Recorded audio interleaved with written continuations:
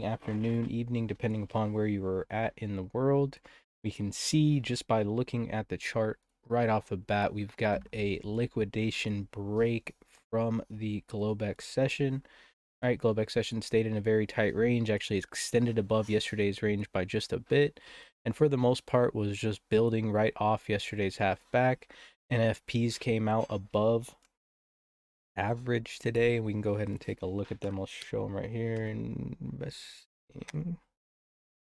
The economic calendar here. We can see NFPs, non-farm payrolls, are above normal here, and above the expected by almost double. Private non-farm payrolls are also up by almost double. Unemployment rate is, relatively unchanged. But with this, and then we can see the year-over-year earnings is actually up as well. So honestly, this is a fairly decent report. Not really bad news. The only thing is what it states is that the Fed might need to do a bit more quantitative tightening as they talk about. Um, they tend to. I mean, it's almost like they were kind of looking for bad news, or looking for bad news so they could not have to raise the market so much, or not have to raise interest rates so much. But it looks like they're going to have to. Morning, Uncle Stacy. Morning, Tommy. Morning, Adam. Morning, Giles. How are you all doing? Morning, Brad. Doing good. Morning, Kevin. Doing well. Hey, Pop. I'm gonna share the video real quick. But I want to hear how TJ's doing. Funny hero. Nelson, good morning.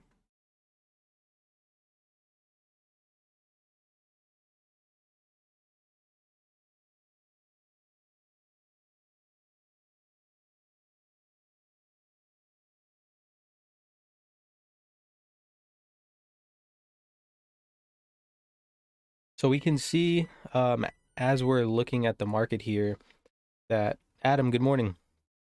That Trin, good morning. Marcin, good morning. That we are starting to get a little bit of volume coming down here lower, right around that 4104 was the low here. We are in this previous balance area, and so we have an interesting day today with gap rules because yesterday's lows here, so we're going to be opening up on a true gap. We're actually below the T2 low at this point too, so we should see some liquidation from more buying that's happened in the past 2 days. We'll have to wait until the open, obviously, to see that. If we don't find acceptance within this previous balance area, I will be looking for this 4080 to trade. That would be the target, and we can see we kind of had that poor low. But this excess here, that we have, and we could even circle it back all the way to here. So this excess has acted as a buyer, right? We know we have trapped sellers down here. We've seen buying. So we'll have to pay attention to these levels, and that's kind of why, I'm thinking this 40, I mean, maybe even like 4090 to 4080.50, there's still a possibility of buyers stepping up. So we don't want to just be going into today assuming that the market's just going to keep trading down, and because of how it's acted, that we're going to just keep selling off and we can just get short here and not have to worry, right? We don't want to just close our eyes and blindly sell. So remember, gap rules are going to be in play today, and basically what gap rules are, or the first key to gap rules, is if we do not close the gap early, then you want to go with the gap. In this case, the gap is to the downside, so definitely want to be paying attention to that.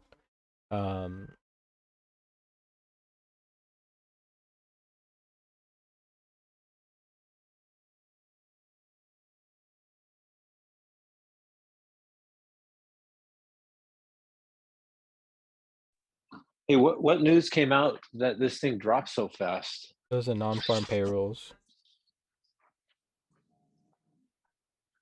What was that? The non-farm payrolls. Oh, okay. Morning, Jason. Morning, Double R. You had a nice chat with TJ yesterday using his technique. Snagged yourself a nice 10-point trade between 3 lots. Nice. What's up?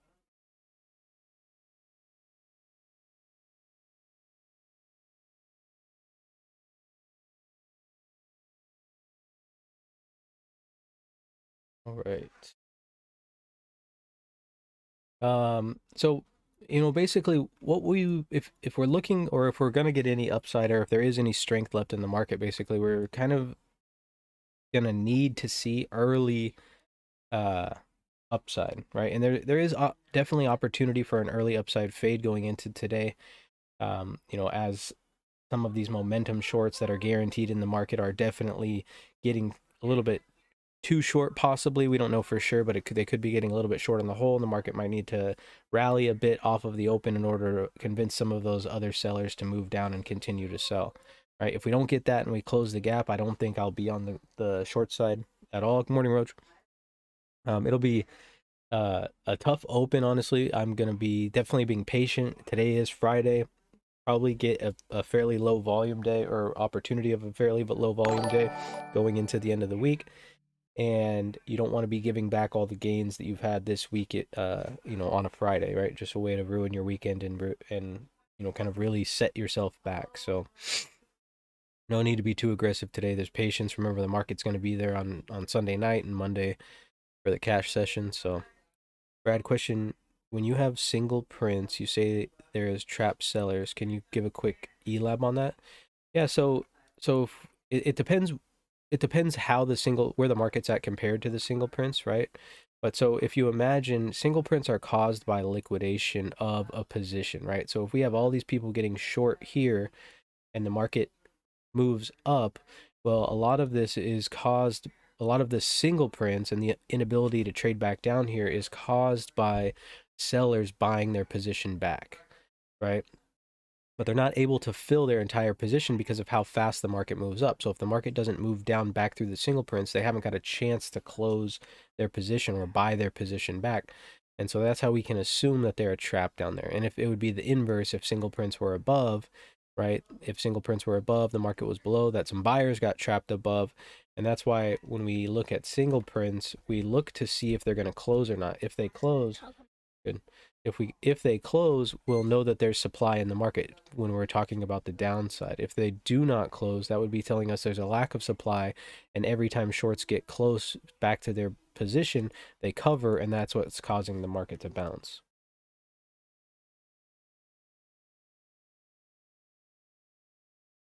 Let's take a quick peek around the block. What time is it? We got like 13 minutes.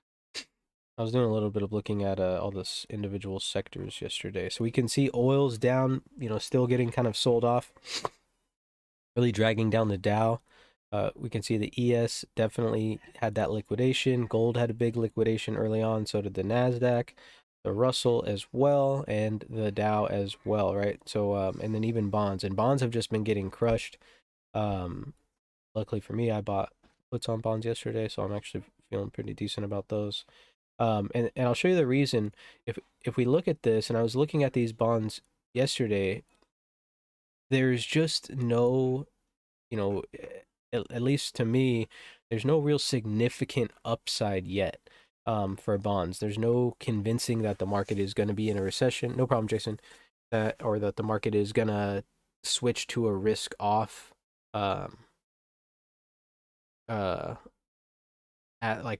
strategy.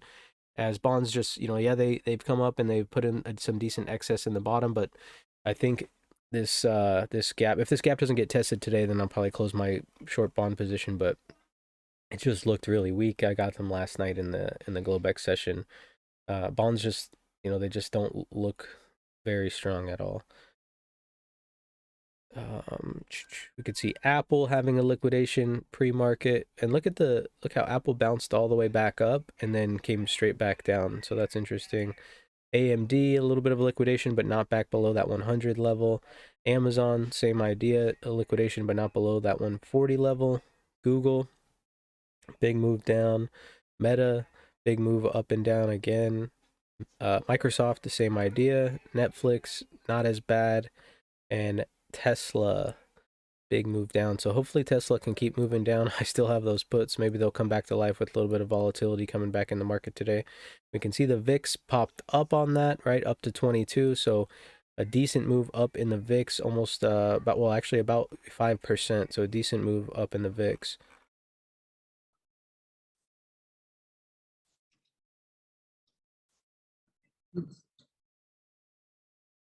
If we take a peek at the triple Q too, you can see this resistance that we've been monitoring has still been just holding as resistance, right? So this is kind of the key today, I think.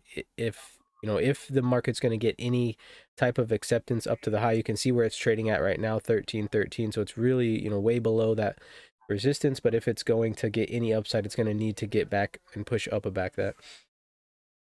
You caught 60 points on that flush this morning. Nice.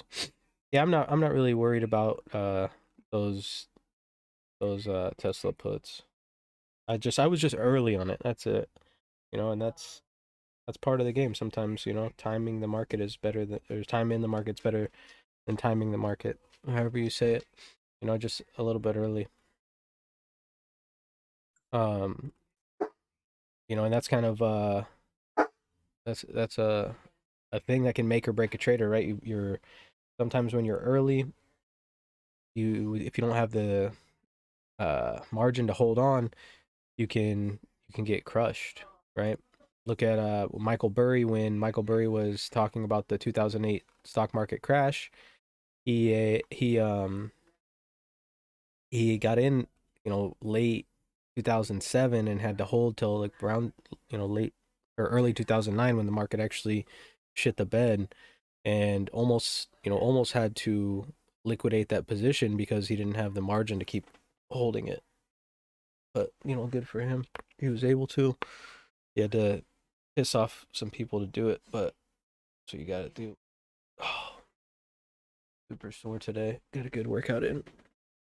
Oh, did some hills today, and I hated it the whole time. Yeah, you can see Bitcoin is basically just still in this balance area. It's still kind of balancing higher after that big dip low, so still balancing a little bit to the upside, and hasn't really taken out its previous day's low like the ES futures has. So, well, that'll be something to monitor as we're continuing with the day.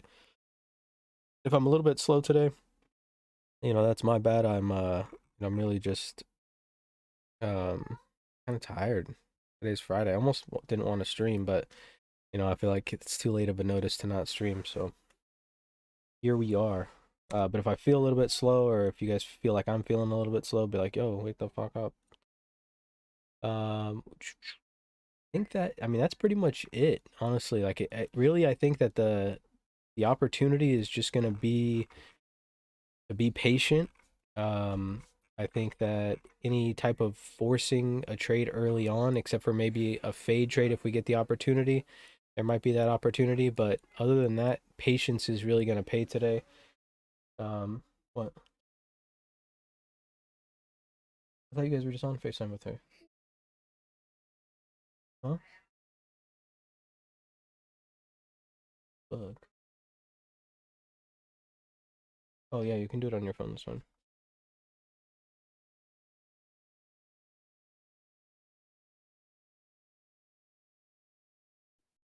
Yeah, but so I mean, really, I think there is going to be a lot of bearish people coming into the market today. I think that a lot of people are news driven traders, or kind of reactionary traders, and aren't really paying attention to the big picture. And today's one of those days where you can easily lose perspective and just want to get short, get short, get short.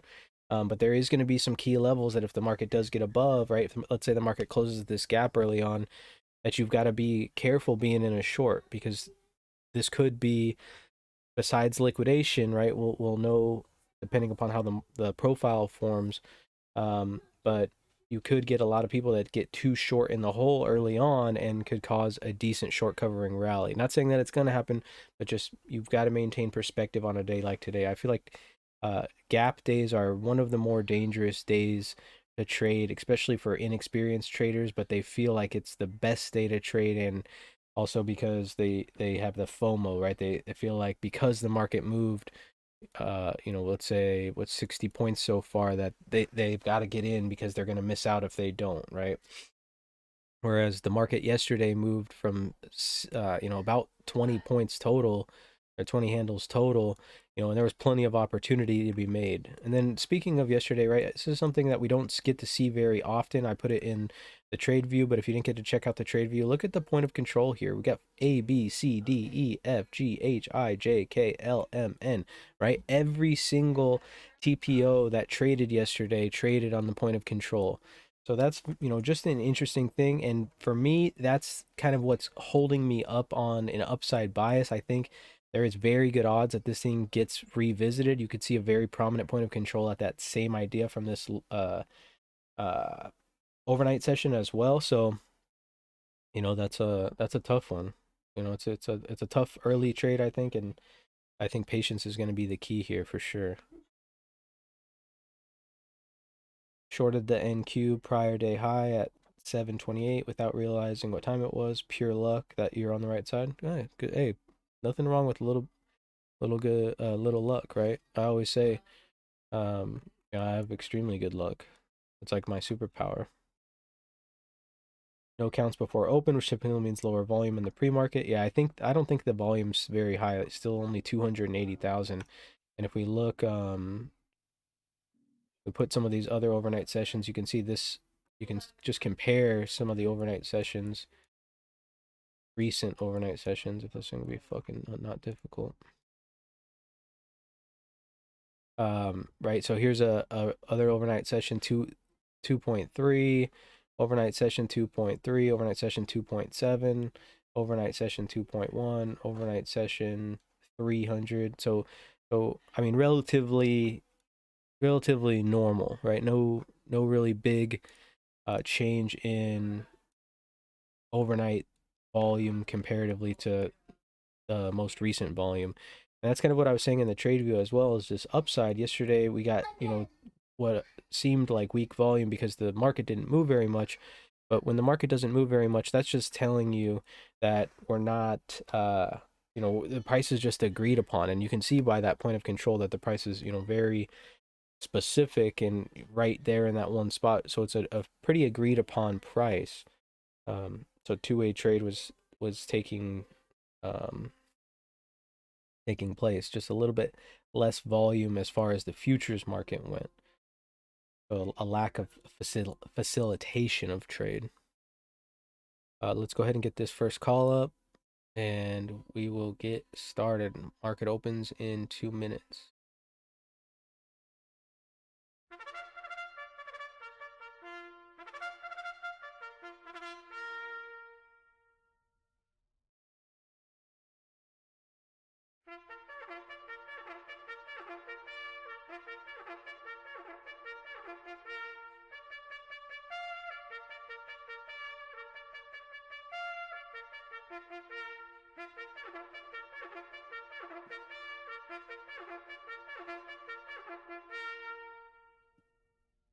All right. We're ready, Kevin.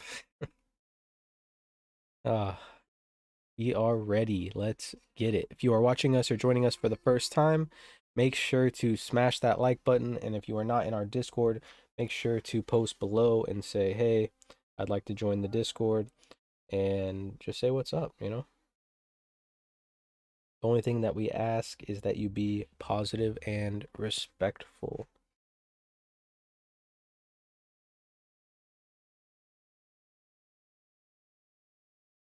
We've got about 1 minute left until the market opens up. Now's that time where you just need to mentally prepare, right? Take a deep breath, close your eyes, maybe get a little bit of meditation rolling, do something. I'm going to drink some energy. Wait for the brain to wake up a little bit. You know, I always think about whenever anyone talks about luck, and I don't remember who it was that said it, but if you look it up, I'm sure it was somebody who had some success. No, I don't But know. they always say, the harder I work, Um, the luckier I get.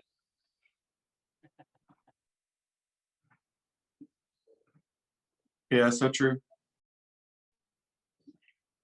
Okay. Oh no, that's fine. What was that, Dad? Sorry, I missed it. There's an old saying that says the harder I work, the luckier I get.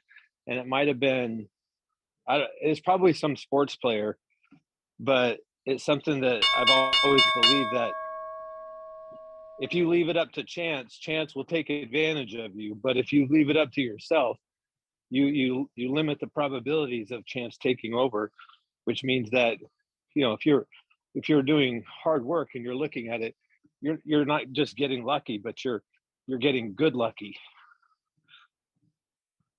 Yeah, I agree with that.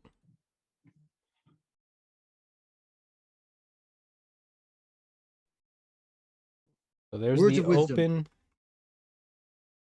So we're getting a little bit of short covering right off the bat. We're getting back into this T2 range. So mechanical A high so far.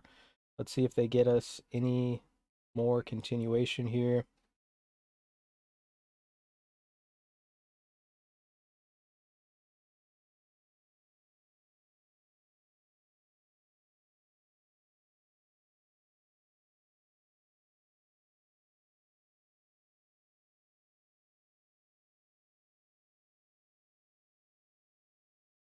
They pop that high. Look at the volume coming in. So we're getting this nice early fade off of the open, a pop of this 14 quarter. You could see it's a very thin spot up here, 16. Could give us a little bit more upside.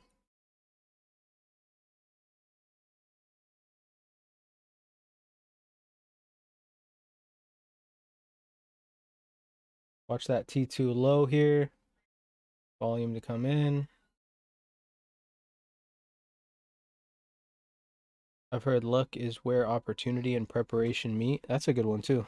Morning, Will. Morning, Reyes. Your music teacher used to wake up everybody on that song? That's funny.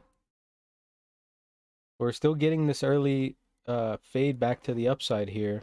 And you see that open.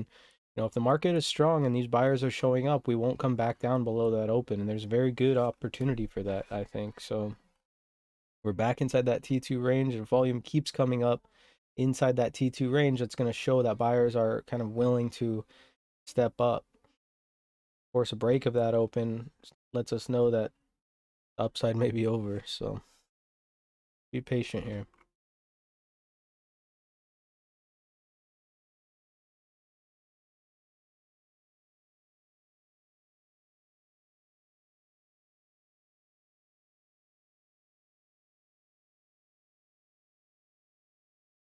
Sellers trapped on that 13 right there.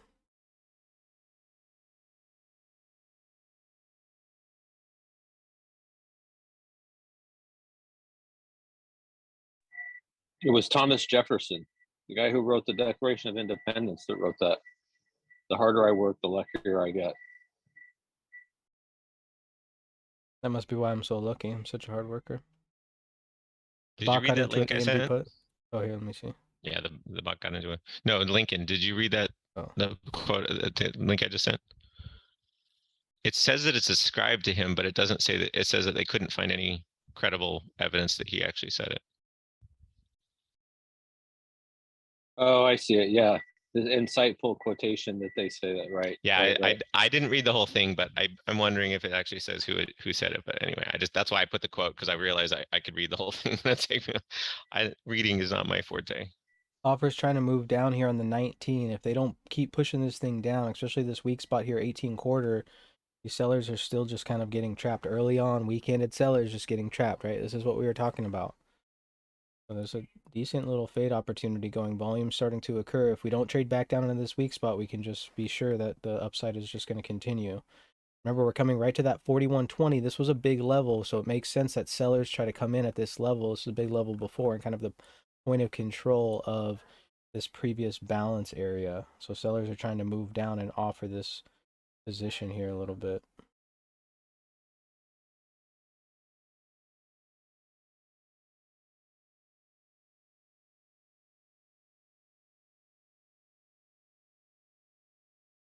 Buyer's still stepping up here, it looks like.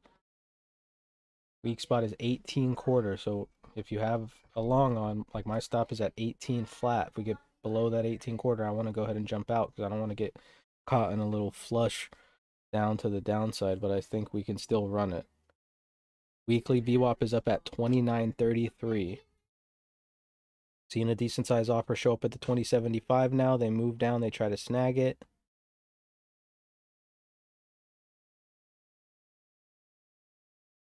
You can see pretty much everything is showing green here except for the advanced decline. But if we look here, like look at the weighted sectors are up here. So big bid shows up at the 24 quarter here.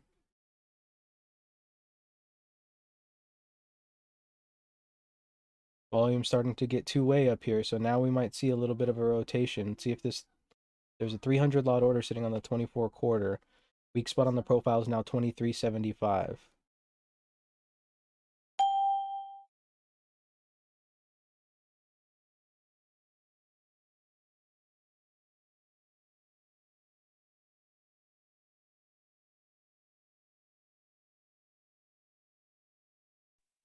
I think one of the hardest things I struggle with is if I didn't get in when I thought I should have, like down at 41.15, best to just sit on the sidelines and just watch it happen? Or do you think that sometimes getting in, maybe a little bit later, because I could have got back in at 41.18, I could have got in at 41.20, and then I just haven't got in. I think it's Don't- better don't to just wait, right? So like my first entry was at 41.08 quarter, and then my second entry was at 41.10 quarter. I took one off right here at 41.22, and then still just have one left, and my stop is right here at 41.18. But there's still it's a tough spot, especially once we've already moved up. It's pretty much like you've already missed the move, and you're kind of getting that feeling like, oh well, this thing might keep going, and if it does, I'm going to miss the whole move. There's nothing wrong with that, right? They say, like Jim Dalton says, the best trades fly in the face of most traders. Right there, by me taking that first trade, right, I took it 2 points above the open, was really just, okay, here, I'm going to take this trade right here. My stop loss is going to be a hard stop loss below the open. If we trade below the open, I'm willing to get out. So as long as you're willing to do something like that, like if you're willing to be able to decide, okay, I'm good to get in and I'm going to get out if this thing doesn't trade my way, then yeah, I don't think there's anything wrong with putting on a little bit of risk and looking for it to trade a little bit higher. But it's when you get yourself in trouble and you don't necessarily you're unwilling to take a loss. But as long as you're willing to take a loss and understand that the risks of the trade is going to be higher at this area, because like let's say we get in a trade right here, right? We're getting in this weak spot. As long as volume keeps coming in, we like to add to our long here. We'll put our stop, one of our stops is going to have to be moving up below this volume. Other stops still down here at the 18. But we want to, continue to get some opportunity here. But we also understand that the risk of the downside is still very possible. And so you've just got to be, if you are going to get into a trade like that, just be willing to part ways with it. And then I think that's fine. And you specifically, Dad, like you are willing to part way with a trade that's losing, so I don't see it as a bad trade.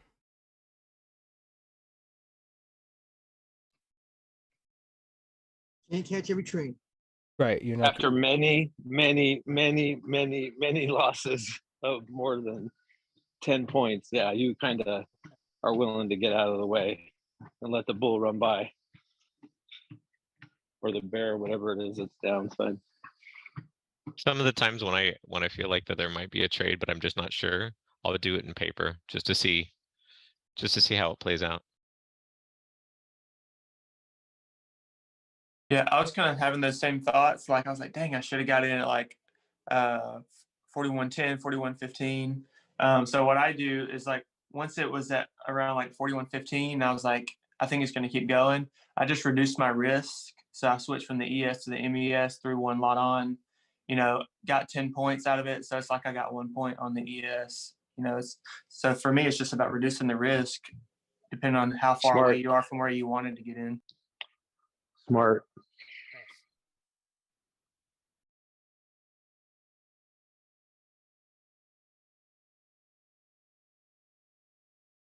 You got an ace got in at 41.20. Ticks are still below 0. Yeah, the ticks early on though doesn't. I mean, especially on a day like today, they're not as important. It's what's important is to kind of see where they're going, and they are going up. And we can see our weighted sectors right here's our weighted sectors really climbing up today, and so there's really not been, a reason as far as I'm seeing really that we should be exiting here. All right, new weak spot on the profile is 28.5 right here. So let's move our stop up to 27.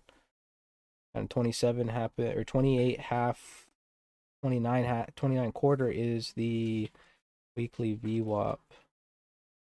So let's move it up to 27 quarter for our stop.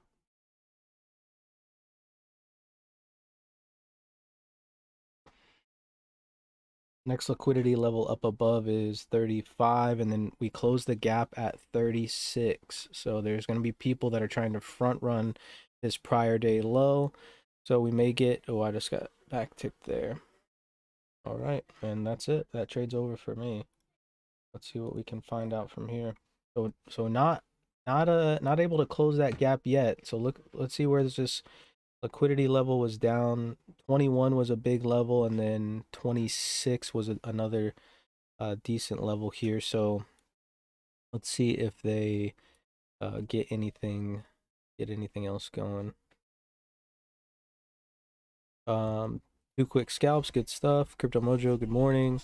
Brad, do you think the Puparuski from 13 to 19 was mostly short selling, leaving their positions as opposed to buyers getting aggressive? Puparuski from 13 to 19. 13 to 19. You're talking about from this morning?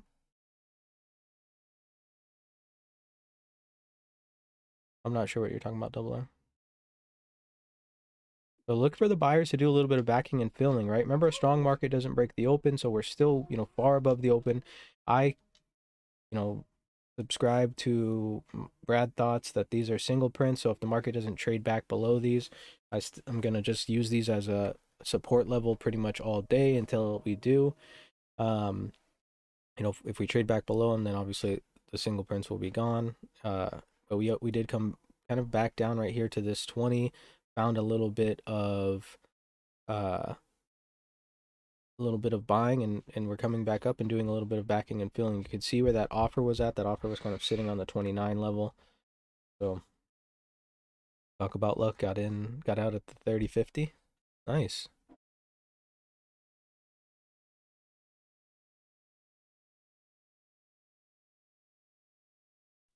I like to go lucky on Deadpool. Yeah, Domino. Yeah. That's Deadpool too.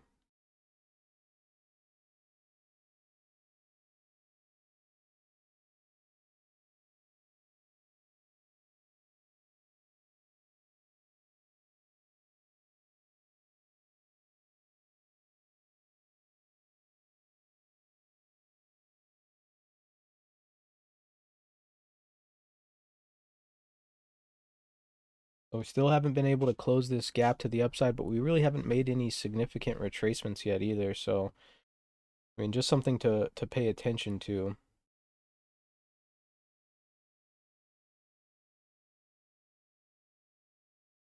Well, I have no idea, Curtis. Not mine. Pay attention. Go back to the VWAP. So that's some selling right off that weekly VWAP is what it looks like to me, and that's sitting. What is this? Weekly VWAP's at 29 quarter. So came up to that 30.50, but that 29 quarter looks to be a level where they're selling it off. Here.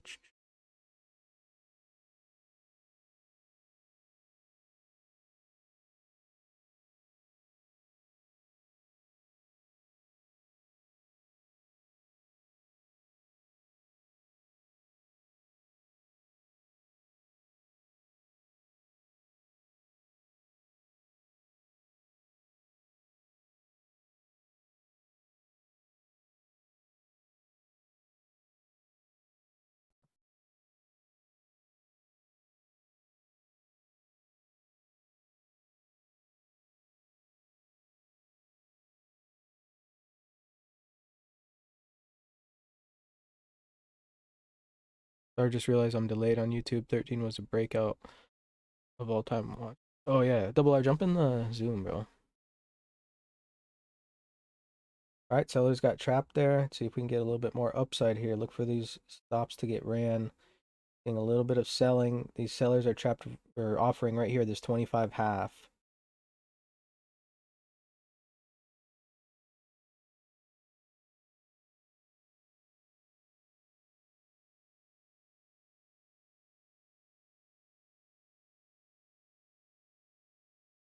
There's no other data really coming out today either. So um as far as that goes, I mean, really just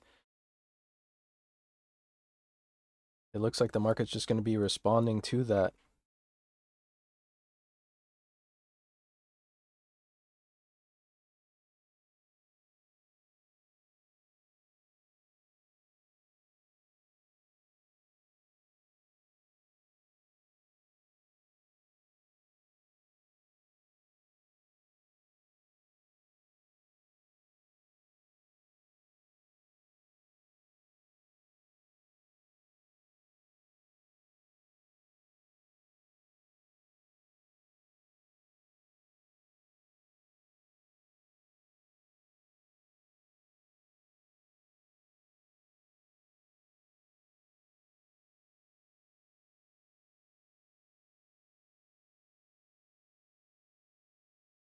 So back to where we saw most of the volume. We saw the point of control move up, and now we switch back down to that 22 where we saw most of the volume come in, basically where that point of control was until we stayed up at that 26. So a little bit of selling trying to come in here overhead. You can see the weak spot up above is that 28 half. Remember, weak spot below, still really like this 18 level.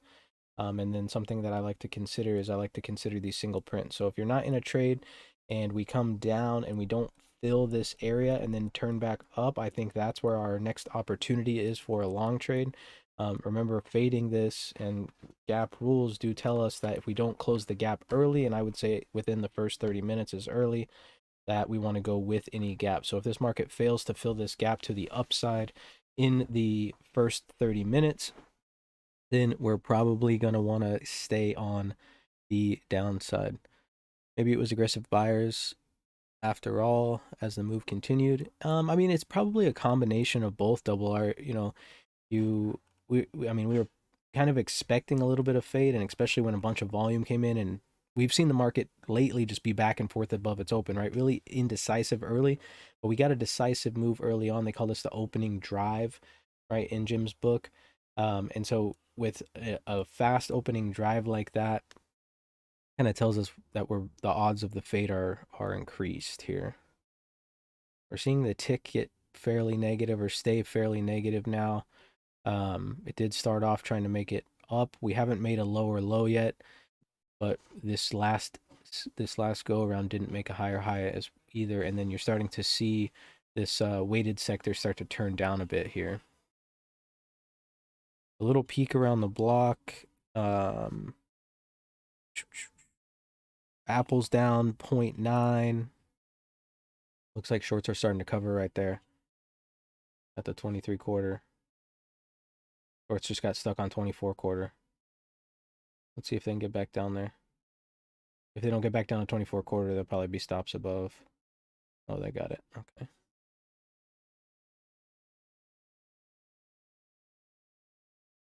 They're offering this level here, this 24 quarter to 23 quarter, but just not making any progress yet. But it's a risky spot right here for sure to get into any trade. But yeah, we see Apple, you know, making a push to the upside. It's above its open. That's why this thing is showing green. It's showing from the open. This thing's showing from yesterday's close. So I wish I could change this to show from the open. But yeah, Apple's down. AMD is down still.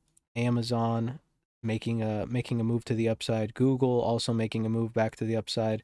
Meta making a move back to the upside. Microsoft making a move back to the upside, but probably the laggiest one besides Netflix, which Netflix really isn't doing shit. Watch this pop of this 30. This is where that VWAP's at, 29 quarter. 30 level, and that's where that offer came in, that 29, and there's that weak spot on the 28 half. So pop above that 28 half or 29 quarter probably give us the gas to run the stops, and that weak spot down below 25, 75, 26 level. I was re-listening to what you said about single prints on YouTube. It was a great explanation. Thanks, Double R. Appreciate it. And then Tesla, last but not least, is just weak as shit. So, I have the puts that I have are the 285 puts, so they're still pretty far out of the money.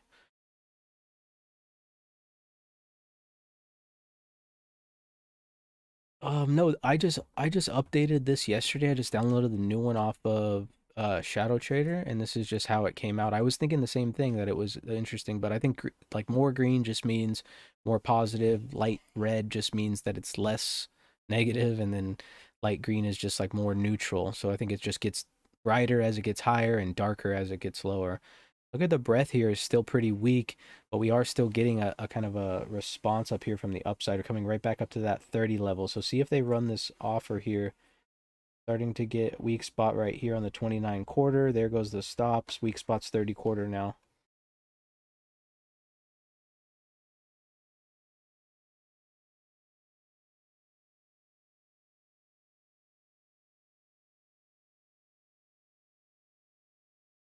I'll put my stop on the 29 here.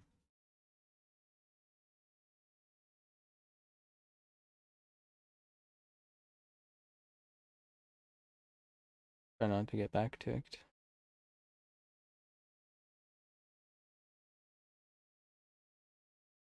Remember that previous low is 136. We're going to have some selling coming in. Bright people are going to definitely try to front run that level for sure.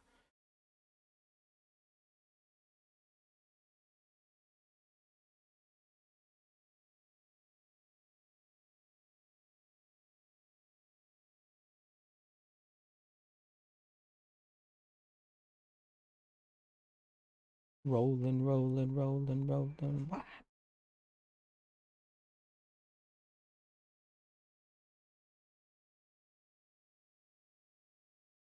Yeah, rejection off that previous day's low. Right, so right below a T2 low. Right back to that previous VPOC and that bought up. Still haven't closed the gap yet though, and we've got about 8 minutes left. It does look like it's going to happen. A little bit of backing and filling. It's a very decisive move if you ask me. You kind of get or we've been seeing recently with the market kind of back and forth, right? Back and forth, back and forth, back and forth across the open and oh, what happened? Oh my fucking lord. Forgot to move my fucking profit target up, you mother bitch. Well, I got closed out of that trade at 30. What level is this? 30, 30, 30.75. Damn it. Oh well. Too late to re-enter anyways. But yeah, so like, this is we've seen it kind of going back and forth and back and forth and back and forth across and above its open, and to me that's a pretty decisive move as far as what we've seen lately, right? We definitely haven't seen that lately, and so that kind of makes me think, okay,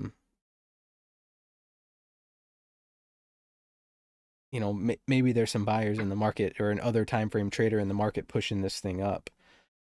And until we see some selling, which we are getting some selling front running that previous day's low, there was a big seller that absorbed here at the 32. That could hold price down. Weak spot on the profile still down here 26. Well, it's actually good that I guess closed that gas and trade below it. It's your explanation that sparked my question. Actually, I watched the single prints form the upside and wondered if it was shorts covering or aggressive buyers that could have been initiated the move. Yeah. So most of the time it just depends on where they're at yet, right? Like if they close. So we didn't come back down below that 26 there, and that was kind of the weak spot on this breakout. That was like kind of the impulse area, as I like to call it. Remember that VWAP sitting at 29 quarter.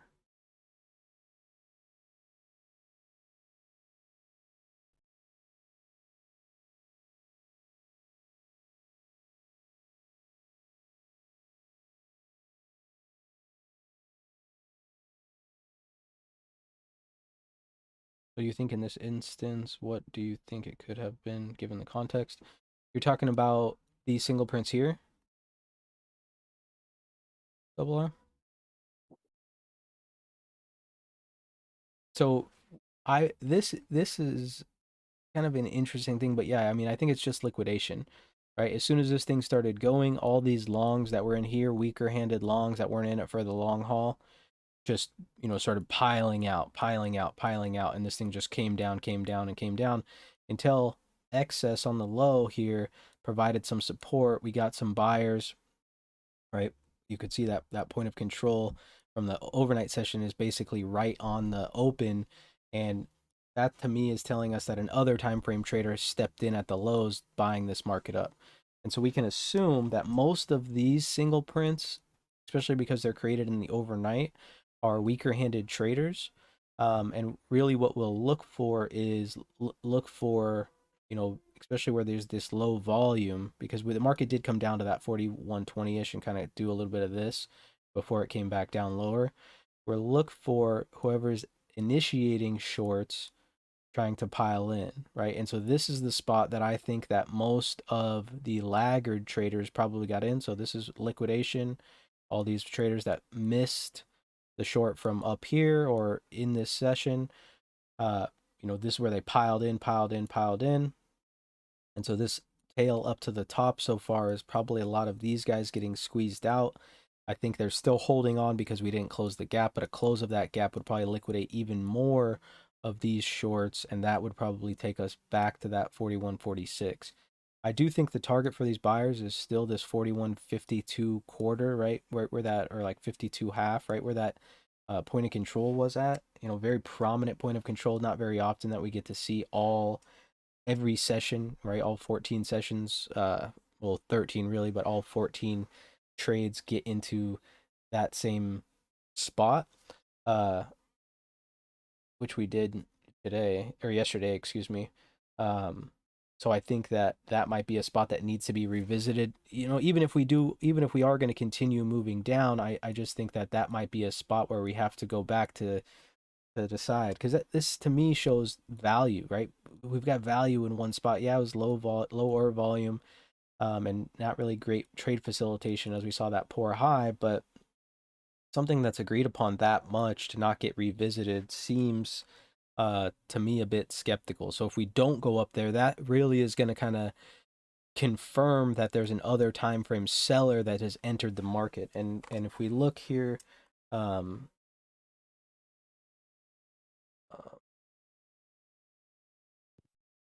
see.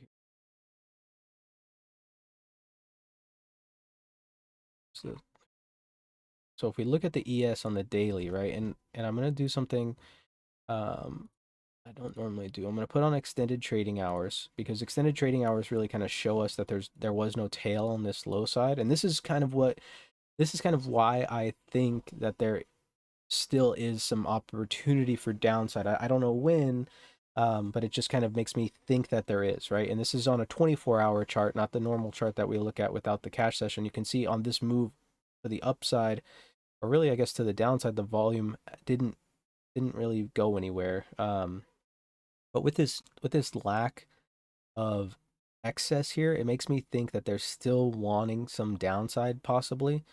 We do have excess here, and then if we switch to the weekly, we do have a bit of excess here. So, you know, that could signal the downside should be over, at least until we test some of this excess. But this right here, this tail right here, and we can see it pretty much on every chart. Go back to the daily. Oh, what happened? you know, if we look right here, there's this tail here.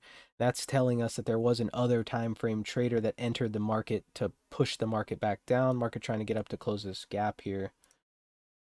And so that's a longer time frame trader entering here as compared to this, where it looks like the buyers literally just ran out of steam, and there's still single prints here, if you will, on the daily, right? And so when you're looking at your normal TPO chart,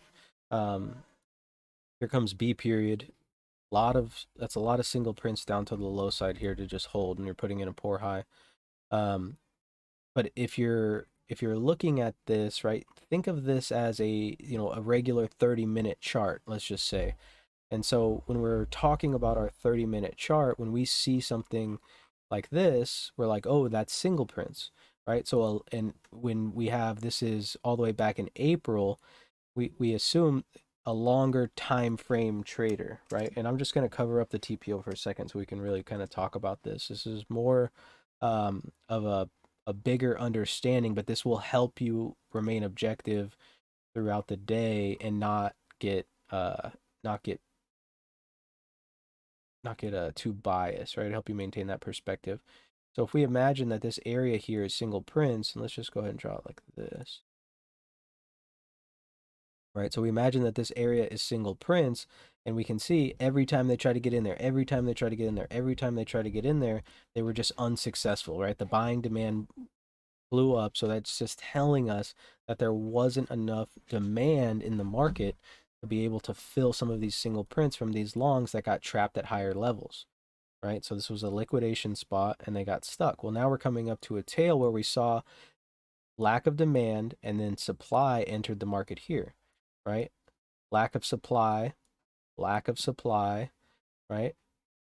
Buyer, tail entered here, right? The first time we really saw that. I mean, here you could say too, lack of demand here, and then other time frame trader entered here. And now we're kind of up here where we have a lack of supply again here down at these lows. And this is kind of confirming us. Take your bag with you, Curtis. This is kind of confirming to us that we're not getting, this other time frame trader yet that's entering to sell, right? Because if there was a larger time frame trader, this guy that was here earlier, if he sells again, these lows should be gone, right? They should easily be able to have enough supply to close these. Hi, buddy. But they haven't yet, right? And that's kind of how you have to understand the market, because that's what's going to help you maintain that perspective. You can see we close this gap here. Weak spot on the profile is the 37, so I'm going to move my stop up to there. I re-entered on the 32 quarter. Hopefully you guys kind of grasped that before when I was talking about it.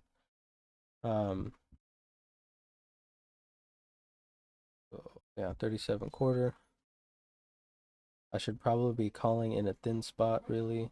Okay, hang on. I did mean from 15 to 19 earlier, but today that was another good explanation about single prints, and I'm going to have to go and rewatch after. Thank you, from 15 to 19. Yeah, of course, man. And that's the thing, is like all these things, and that's why I struggle with the class so much, because there's so much stuff that I want to include, and really what sparks my brain is when you guys ask me questions. So it really helps me teach when you guys bring the questions on. So that's that's really what I enjoy too. I really enjoy the teaching aspect of it more than anything else, honestly, more than trading. The trading is nice because it pays the bills, but I really do enjoy the teaching. I'm actually looking into a possibility to get some commercial real estate here pretty soon, after we close on this house, and I'd like to get a little. What's my drink? Love you. Love you. I didn't know where. Oh yeah, I put it right here because we were doing your stuff yesterday.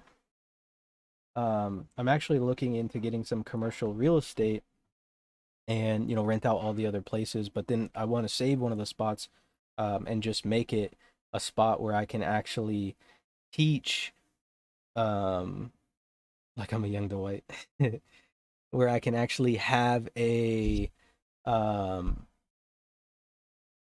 like a immersion, like a class where I can have people come in and get that focused like classroom time with them and really kind of drive my point home. Hi, goodbye. And it just makes it, I think, a little bit more personable, which I enjoy. And then also, I think people learn better in person than they do, through the computer screen here. Now that we've busted above that 36, we saw we're seeing more single prints, right? And like we talked about, I think this move here, this thin spot here, is these guys, these laggard sellers, right? Trashing into the lows, getting squeezed out here. Sebastian looking into opening a couple crematoriums in the social area? Oh, SoCal area? Crematoriums, huh? It's pretty dark. Double R said my suitcase is packed. Pops had signed me up. Yeah, I mean, I'd love to do it. I think it would be really, really cool. And it's something, something that I would enjoy. You know what I mean? We'd still get to trade. It would just be a lot more focused and a lot more of an immersion class. It's going to obviously take time, but I think it would be, I mean, I'd have a blast doing it. I don't know what kind of, I mean, I feel like if it's my building, no one can tell me what I can do inside of it. I feel like that's American way. Commercial properties are nice, if we go international, Haven International. That'd be cool. Get a little spot in London. Except for your guys' real estate there is fucking just crazy high. Hey, Trump had a pretty good school. He did pretty good in that. Start racking up some tax write-offs for Brad. I write off a lot Nice. of shit. Every time I get a haircut, I write it off. My car, write off. My cell phone, write off. My internet's a write off. I write off all that shit.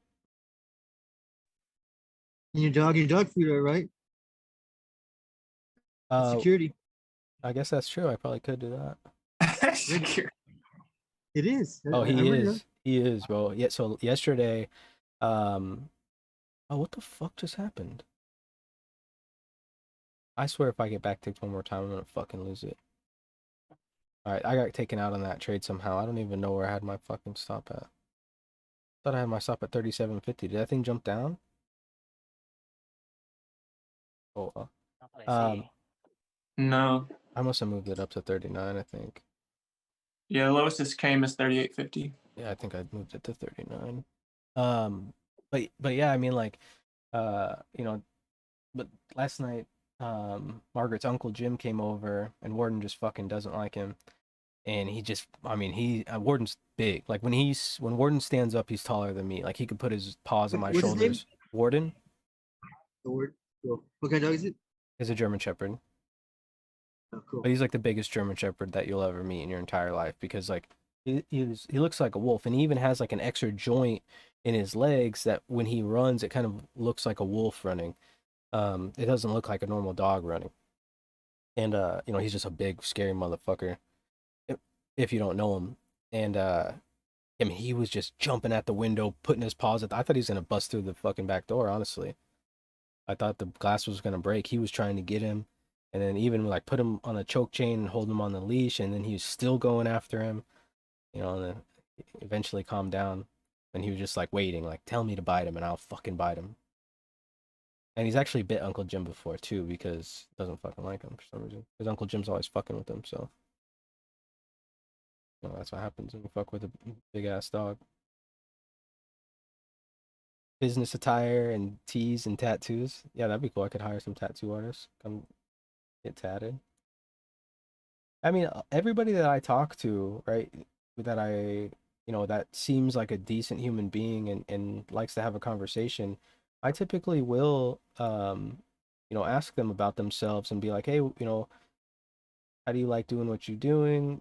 Is this something that you can see yourself doing long term? Remember the target here is that 46 to close these single prints, but really I think that target is that 52.50.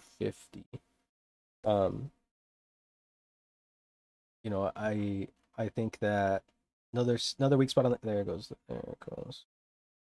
Sorry, I was trying to call that one out quick. 43.25 is that weak spot. Everyone that I talk to, I try to tell them like, hey, if you wanted to learn how to make a little bit of extra cash or learn a skill that could really give you back the most important thing in life, which is your time, that's what I do for a living. And a lot of times I get you know, the look like, yeah, oh yeah, yeah, yeah, yeah, yeah, those things. Um, Just shrug off. it's just like the like whatever, bro. Yeah, like get a real fucking Yep. job most of the time. Most of the time people give me that like, oh yeah. Like, well, what do you do for a living? I'm like, oh, I trade S&P futures and teach people on YouTube. And they're like, oh, like, oh, it's not a real fucking job. Especially out here on the East Coast, people are hard ass workers for the most part. Like the tech sector is not really as big as it is on the West Coast. So people don't really think like YouTube is a full-time job, right? Or could be a full-time job. Not that I make any income off YouTube, but you guys know what I mean. And so people Yep. think like, oh, this guy's just fucking, and then my wife's a nurse, so they're like, oh, this guy's just fucking lazy, he doesn't do shit. His wife just works. Well, especially moving to the East Coast, right? My wife's pay is basically like a third of what she was making in California, right? And if we were materialistic people, then yeah, we probably would have stayed in California because she was stacking cash out there. But she likes her job. She does her job because she likes it, right? She loves working on hearts. That's just what she likes. And so it's just not about the cash. But when that's kind of the situation, that's kind of the look people give. And so those are the people I'm kind of like, all right, like if you can't even wrap your head around having that kind of freedom, because the only thing that you understand is that you need to go to work. You need to go to work to make money. That's a lot of people's kind of fault, right? A lot of people go to work every single day. You ask them if they like their job, they're like, I fucking hate my job. It's like, well, the fuck are you going still? You know what I mean? Like, think about all the effort you put into work. You could put that work somewhere else. Like, oh, then I can't pay the bills, blah, blah, blah. It's like, well, how much time do you waste?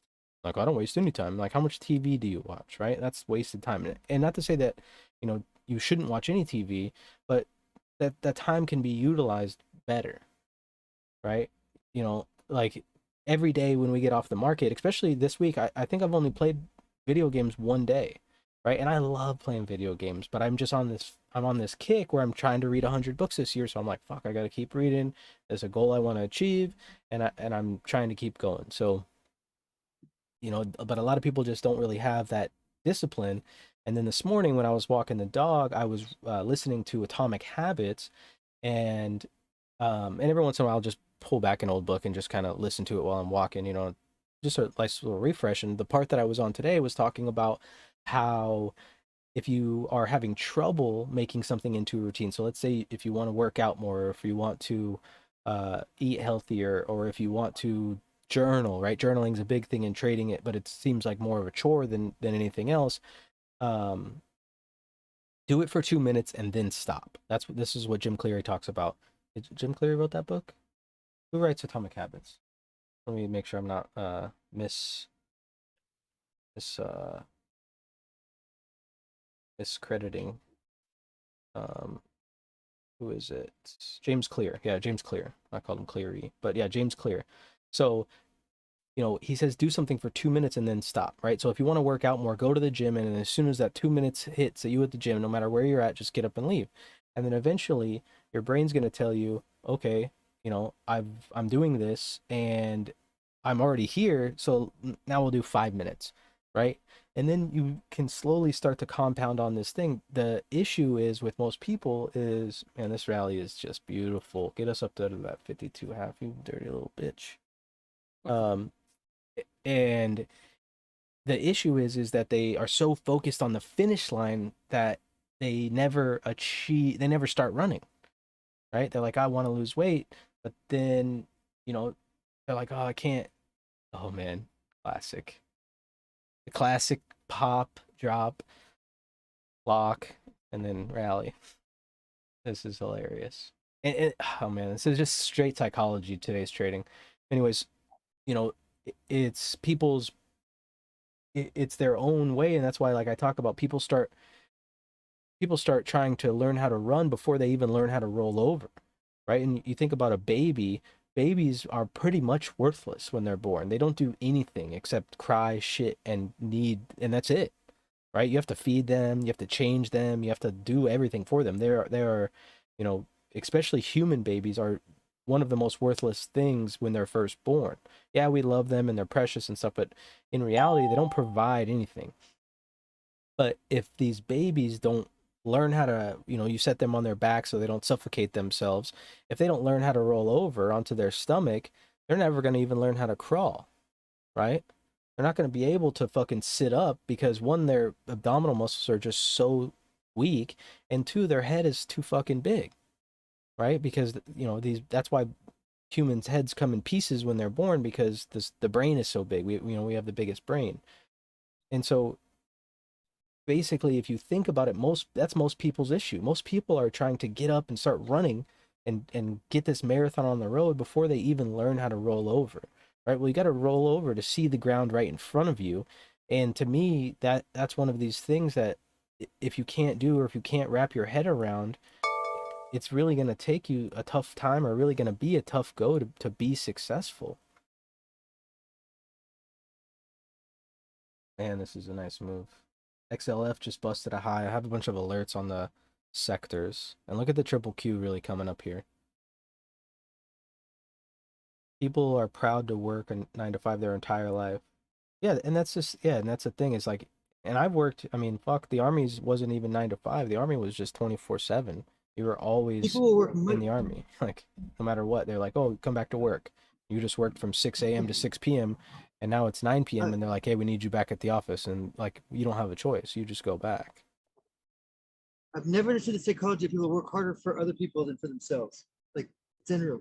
They'll get up at 5 o'clock in the morning, go to work every day, but do it for themselves. No, it's crazy. Exactly. That's a good point. You know, people are so willing to work so hard for somebody else, but when it comes to themselves, they're not willing to do It's anything. fear. It's Yeah, fear. it is fear. Fear of failing. You know what? One thing that I was just checking how many hours I've logged, and it's not even at 2,000. And I think you said that it takes 10,000 hours to be a Expert. Yeah, that's what they say. I think you're cutting out, Dad. Yeah, I can't hear him.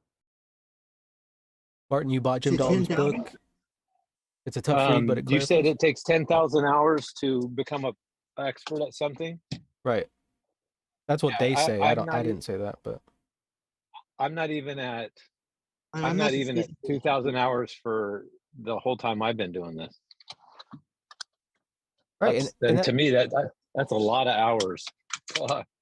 And you think about it, like 10,000 hours is just really to become an expert at one thing. And here, at least in my description, I think that you need to be an expert in 3 things. You need to be an expert in your personal psychology, you need to be an expert in your market analysis, and you need to be an expert at trading, right? And those culmination of the 3 things turn you into an expert risk manager. So you could even argue that to become a professional, and I'm using quotations because I don't really know if there is a specific definition of professional trader, but you need 60,000 hours of training, right? And so you figure you're 2,000 hours in and you can't even see the finish line, right? The nice thing, and the reason that I decided to do this, and especially decided to kind of like focus on doing it online after talking with my wife, is because I wanted to share the journey. And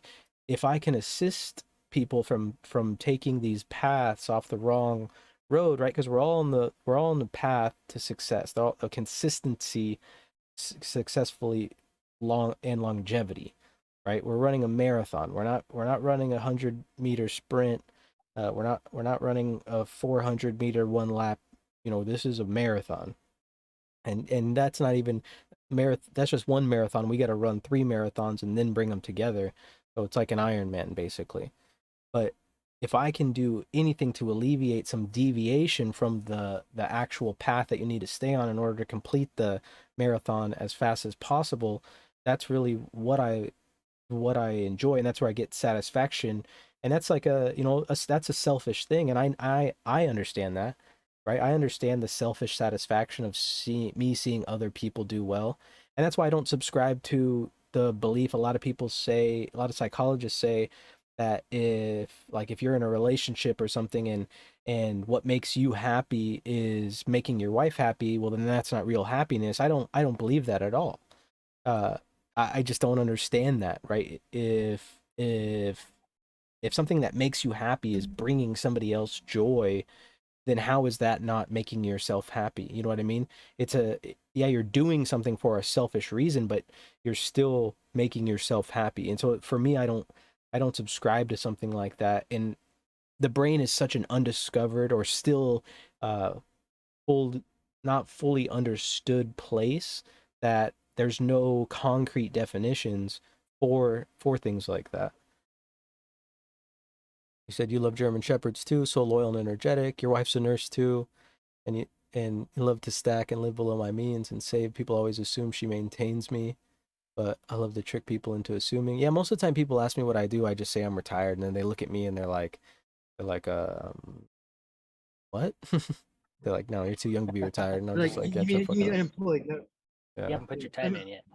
unemployed and retired are very similar. yeah. Morning, Caesar. Said, thanks for advising purchasing Dalton's book. Yeah, of course, bro. I mean, keep reading it, and don't just read it one time and then stick it on the shelf. Read it again and again and again.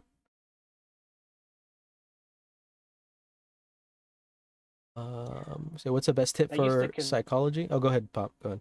I was gonna say that used to confuse me why people would read the same book over and over. But then, I thought about it for a minute, and it's like you're in a different mindset almost every time you read, and your mindset has a lot to do with your interpretation of what you're reading. So you can read the same book 10 times and get something out of it every time just because That's you're interesting. not in the same mindset. And I think that's good. also, Well, also in for advertising, it's 7 times. right, yeah, you can get someone to that's how you get people to memorize things.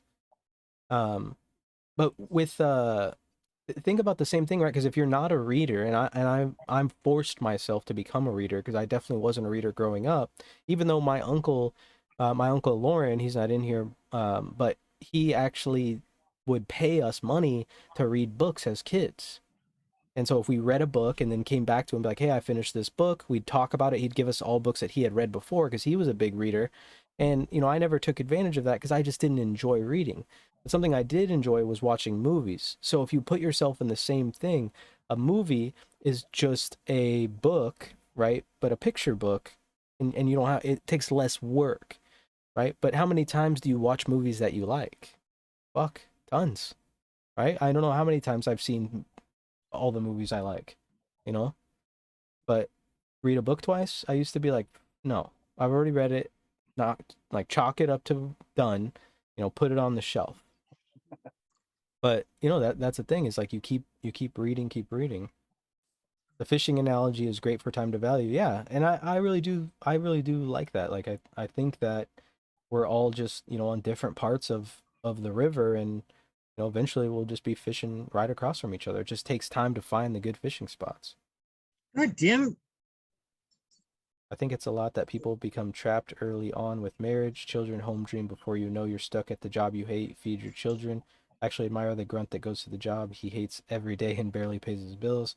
Sacrifice his own dreams for his children. They are more of American heroes than the athletes in billiard. Oh, I agree with that 100%, Roche. Yeah, I agree with that.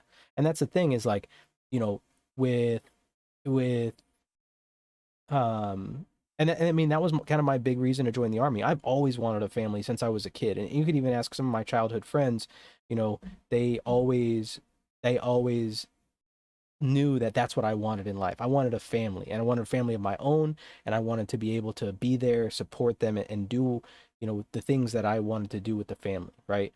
And so yeah, I'm not knocking those people, but I'm knocking the people that go to that job they hate and just think that that's the only way that they can make their dreams come true, right? But I definitely enjoy that. Yeah, but I mean, I definitely, I have a blue collar mindset for sure, and I actually kind of hate, not hate, but like I've always kind of looked down upon like, rich ass people. I just think like too much money is also a bad thing, right? Yeah, having a lot of money is great, but having too much money is also bad. Like nobody needs, how much money does Elon have? 200 billion? Nobody needs that much money. Like what the fuck? You know? Nobody needs that. Back in the early days, they said you had like disease if you did that. Like there's something wrong with you, you know? Call and puts flip 66 to 1. So now that we're back inside yesterday's value, let's look for acceptance. If we get acceptance inside yesterday's value, we're looking to trade up to that poor high, and that's going to be around 63. We saw the breath flip from pretty red to pretty green. Look at everything here, and this is what we've been waiting for. Energy, right? We've been talking about how XLE has been getting just smacked down lately, but in order for us to get this rally going, we need XLE to pop up. Utilities down is good. Real estate down really doesn't matter. Materials don't matter. Consumer staples, right? We could do a little bit better there. XLC is doing good. Technology is trying to do better. Consumer staples is really just the only one lagging here.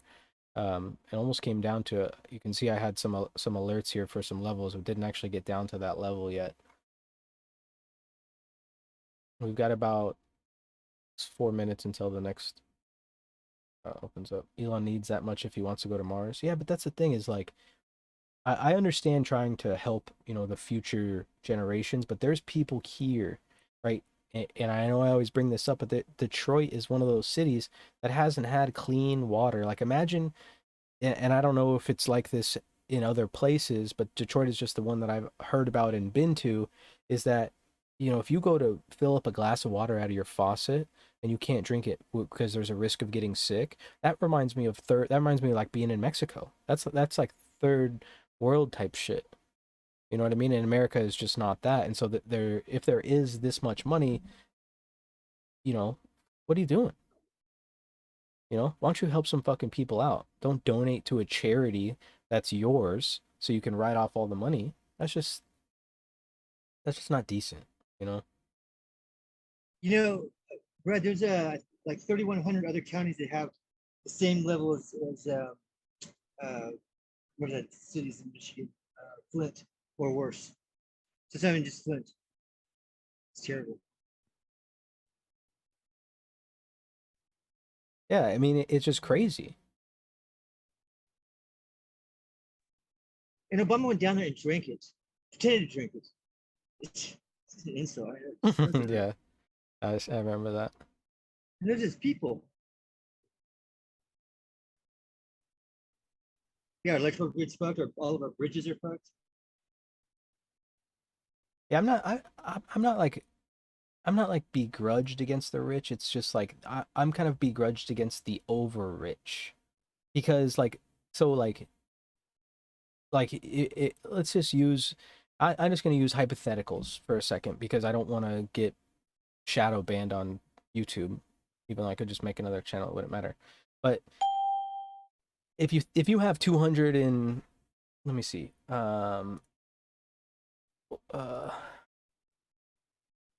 richest person in the world. Who's this? Here we go. Richest person in the world. If you have $131 billion, right? Let's just say, and I'm not talking about Jeff Bezos, and you get on Twitter and you say, you know, whatever you say, and you break the law, right? But you have the money to hire the best lawyers, the money to grease the right wheels, to make it so nothing in your life really changes, no matter what you do. Right? That's where I get, you know, to that point where it's unfair, or where it just like, I just think like, you know, I think that laws need to be changed to be more black and white, as kind of shitty as that sounds, because there is situations where, you know, you're like, oh well, it can't just be black and white.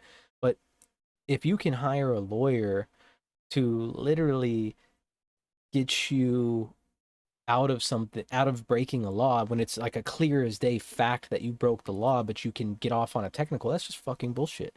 Because, you know, people less fortunate that don't have the money to hire this huge lawyer, this big time lawyer, they get the public attorney who just, you know, went to law school, you know, probably a blue collar first lawyer in his family, trying to do what he can to get started, get a name, has to take all these cases, and, you know, look what happens, right? You're basically, it would be like trying to go into a game and you play basketball, right? You're a good basketball player. You played in high school, and your first game after high school graduation is against LeBron, right? What do you think your chances are? You know, they're not very fucking good, right? Not even very good to score a point, right? You need more lawyers, kind of like the lawyer in that Alex Jones case. If you guys been tracking that, his lawyer more or less just kind of said, you know what, the right thing to do is just to send this over, and he sent over that dude's cell phone unscathed, and you know he's gonna have to pay a hefty chunk of change for the statements that he made. So now we've got single prints to the upside with C period opening up here. So real true single prints here in B period. Watch as this auctions back down around this 40 level to see if buyers are going to step up.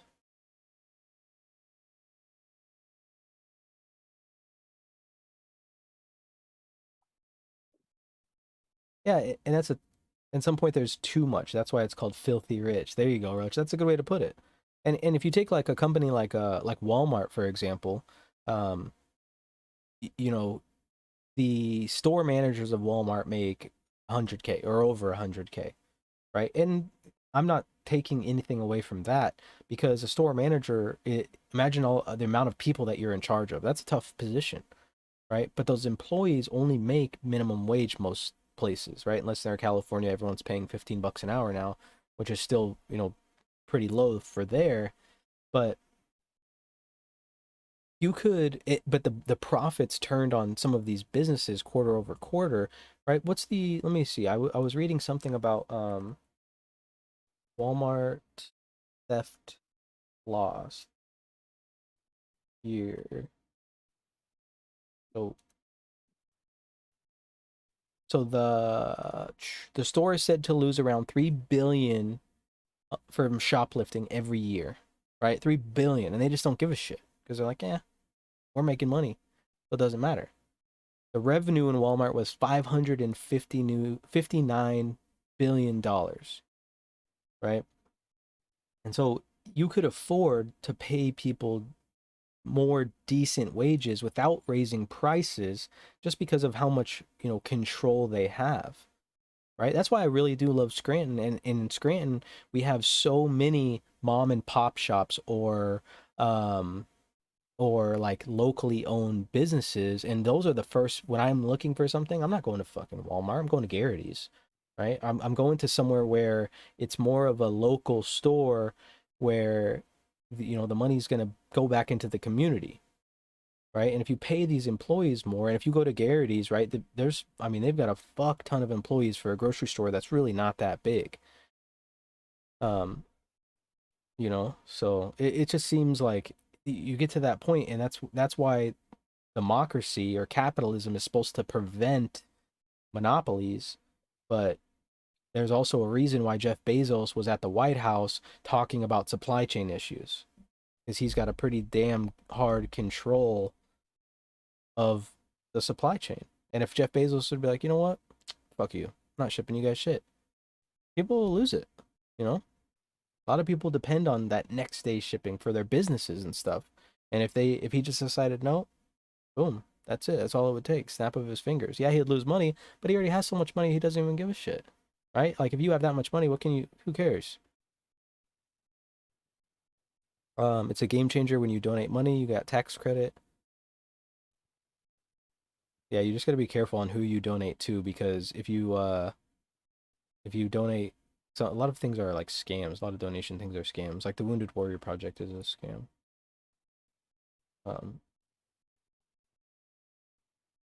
You hate Wally World? Yeah, I mean, I don't really go there, you know, unless I need something in a pinch. And then even then, they don't really have a lot of shit. My go-to place is Goodwill is a scam too. You're right. Well, I go to Staples. I really like Staples. I know that's a chain, but they just kind of have everything that I need there. Have I seen Jim and Dwight yet? No. You know, the building is actually a dentist office. My wife's childhood dentist office down there, right across from the firehouse too. All right, Jason, you have a good day as well, man. Enjoy the day.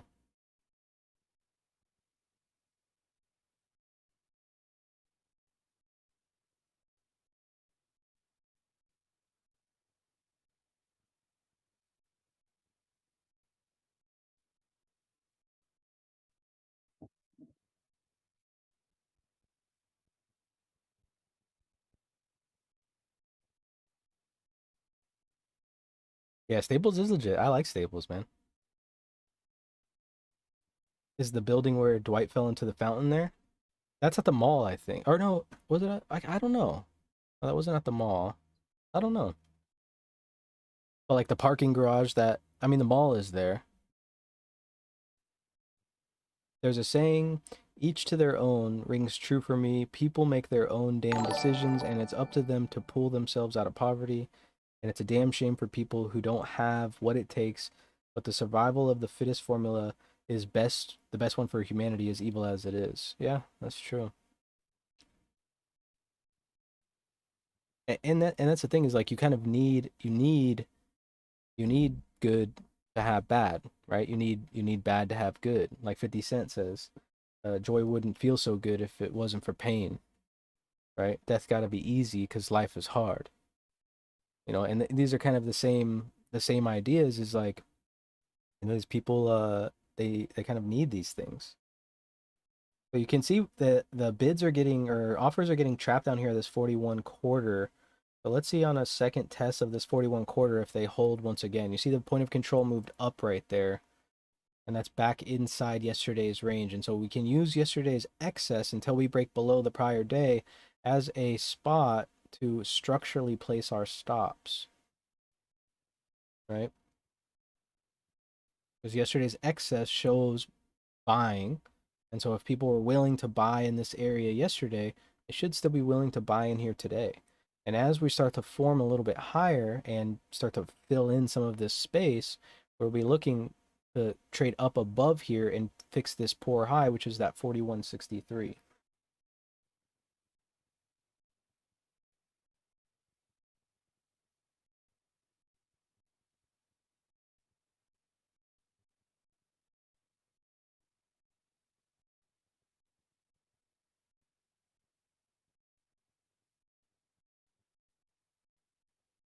Sunny days wouldn't be so special if it wasn't for rain. Yeah, joy wouldn't feel so good if it wasn't for pain. Death gotta be easy. Life is hard. Leave you physically, mentally, and emotionally scarred. Jim talks about expansion and contraction. Market follows the law of physics, the universal law. Yeah, and I mean today's trade, you know, was basically just pure market psychology. Um, you know, at least that's how I look at it, right? I see it as just a pure psychological trade, whereas a lot of uh, a lot of people were seeing these NFPs come in. They saw this huge liquidation down, right? We got, what is this? 46 to 06. So you got about a 40-point move, 40-point liquidation move, and everyone comes in. They're like, oh shit, the market's dying. The crash is finally here. And you got to think about market sentiment. Everyone's been waiting for the market to crash, right? Everyone wants it to crash every single day. You know, only God knows why, but that's just what they want.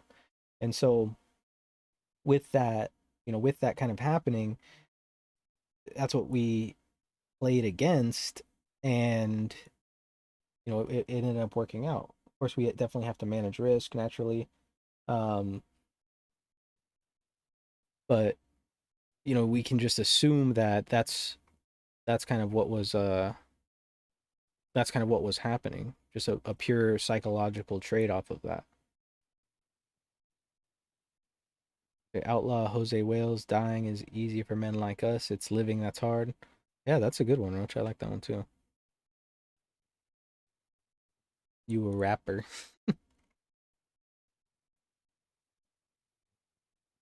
Well, the market didn't trade back down to the 44 right there, so I can assume that that's where that buyer stepped up, is at the 44. All right, where we can assume together.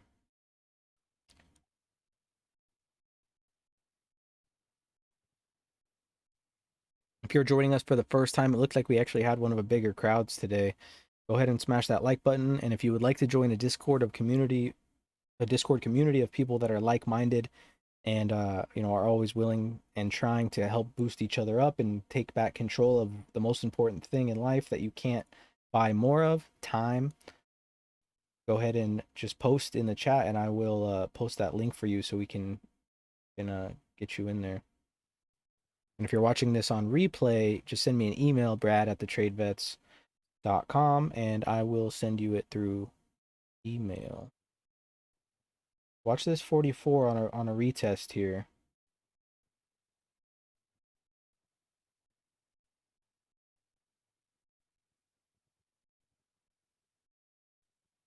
Trades through at that time.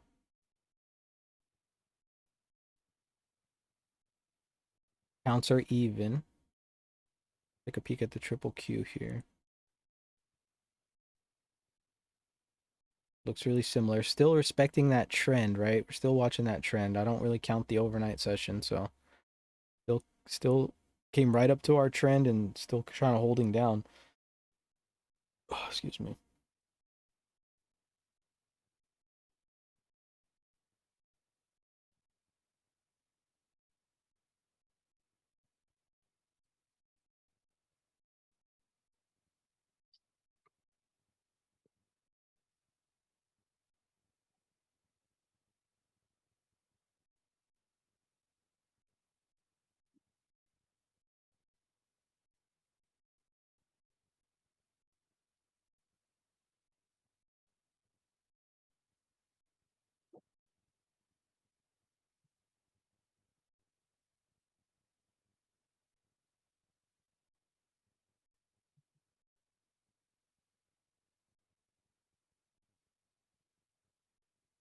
So offers trying to come in down here around this 44, which is not doing a great job here, not yet at least. And so remember what we're looking for here. We're looking for acceptance back inside yesterday's value. I think that B high is a very mechanical high, right? Trading right off of the overnight point of control for the most part, 2 ticks above the settle. So I think there's probably good odds that we trade back above it, as long as we stay within yesterday's range here. But if we get acceptance back in yesterday's range, especially back in yesterday's value, there's good odds that we trade at least to the opposite side of value, which would put us around that 58 level, and then possibly fix that poor high up here. Seller's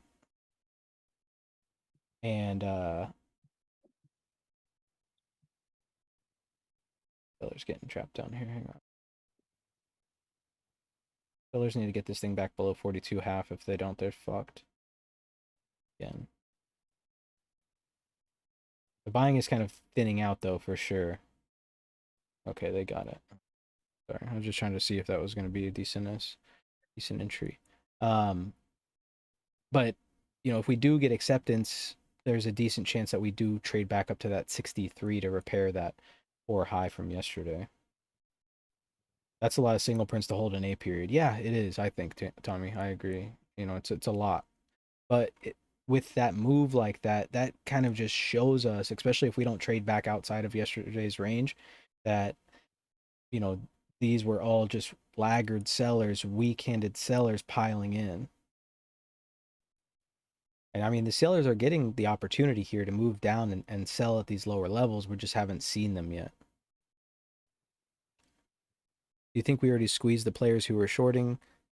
No, I think they got squeezed. I think this was them getting squeezed here on this B move up, right? So I think that you know, initially these people that got short got squeezed out here, and then these people that got short here got squeezed out here.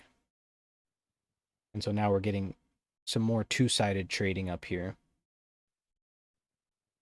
But we're, you know, for the most part, you know, I would say maybe one time framing up, but we do have some trap shorts that are still here. So if they're not fully exited, or if they're still holding on and hoping and praying that the market's going to come down, we'll know that there's opportunity if we get, one close the singles, and closing those singles would take us back below that prior day low.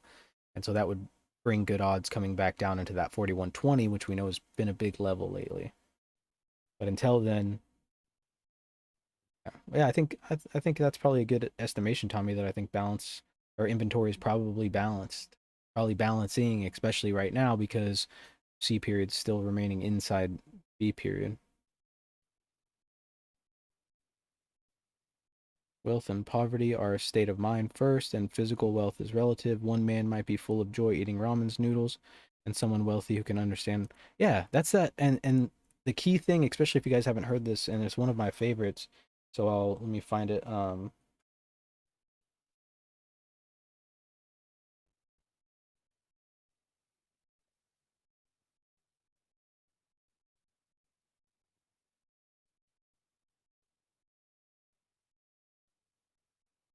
It's here it is. It's a small story, and I'll just read it. Oh, hang on. Brad, I keep having trouble with my chart freezing when I hit F9 to refresh. Any suggestions? Which chart is it, Pop? It's my main MES 30-minute chart. I'm not sure why. And it's, yeah, I would just close NinjaTrader and open it back up. I might, after we're done today, just re-download the whole thing. Yeah, I've been having this trouble ever since I had been using Ninja. I just assumed it was part of a bug that hadn't worked out yet, but it still happens.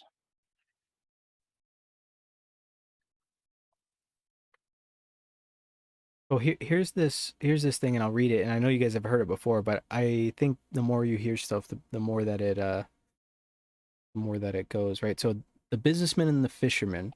One day, a fisherman was lying on a beautiful beach while his fishing pole propped in the sand and his solitary line cast out into the sparkling blue surf. He was enjoying the warmth of the afternoon sun and the prospect of catching a fish.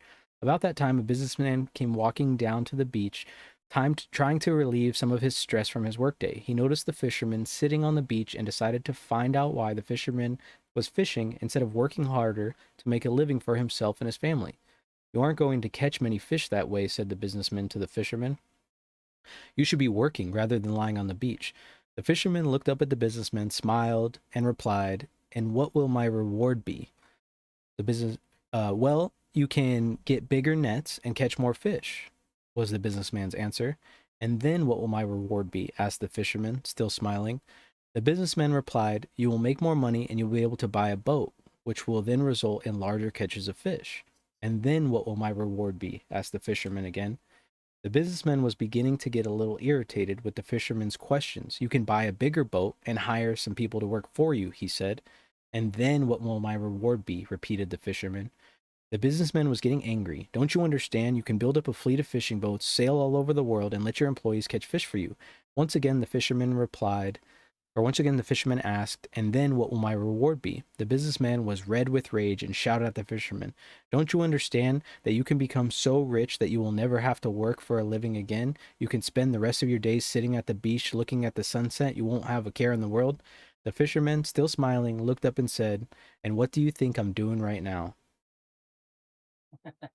Right? That's what I love. It's just like one of those people get so focused on just working that they just forget that they can enjoy life. And that goes right along with, that's what reminded me of that Crypto Mojo. Read the stocks. Is that what that says, Jay? StockX.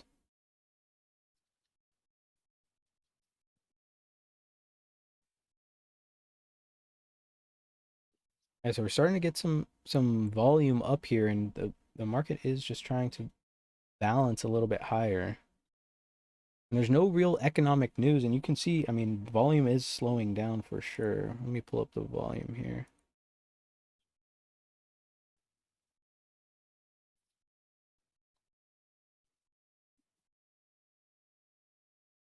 Yeah, so we started off less volume, actually, about 5% less, and we've actually increased in B period. We had about even to yesterday's volume.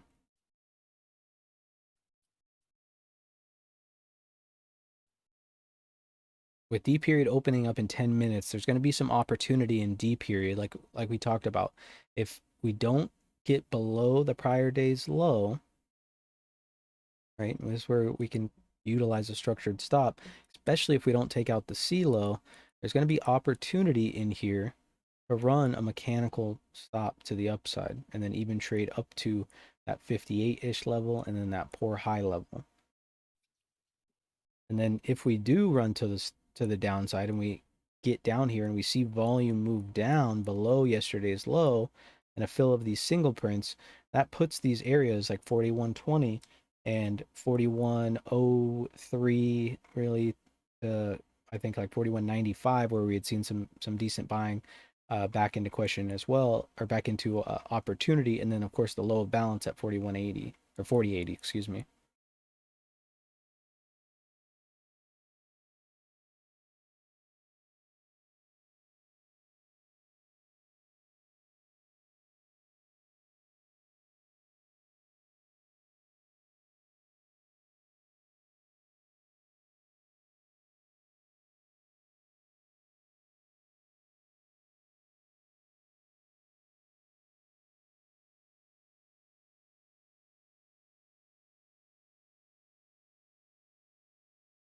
Sorry, my brother's texting me real quick. Hang on.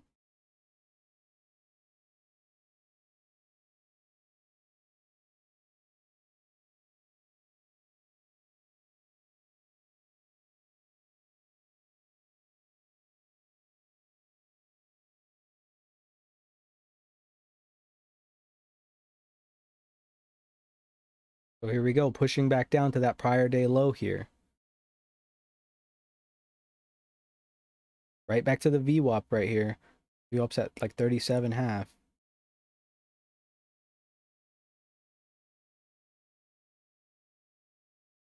How do you determine the path of least resistance when volume is low?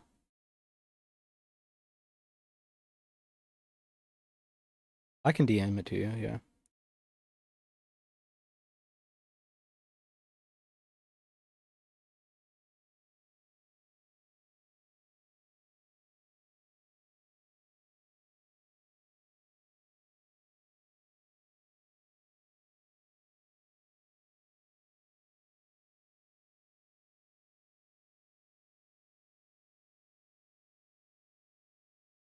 Here, I'll post it. I'll post it right here.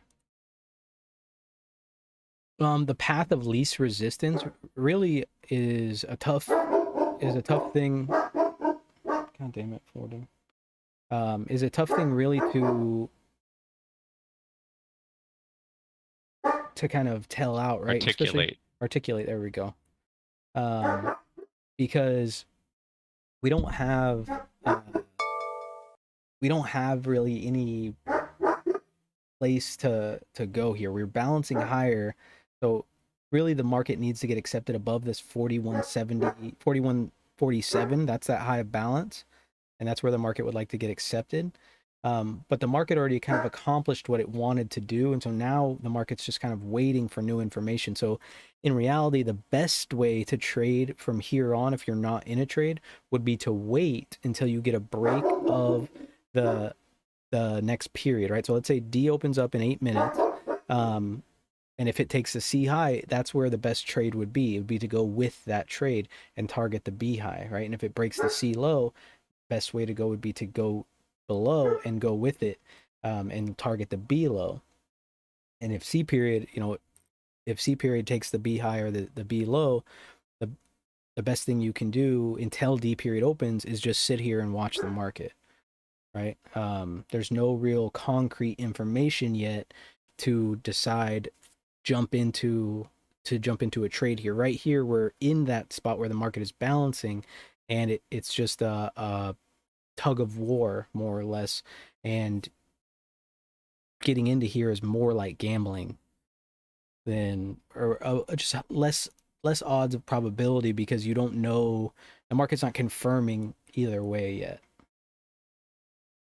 But we know for sure right there, especially we didn't get a close of those single prints yet, so there's not a ton of supply here below this low, and you can see really volume started to just end off right there, and we're getting what I like to refer to as a half pipe, a really nice one here too.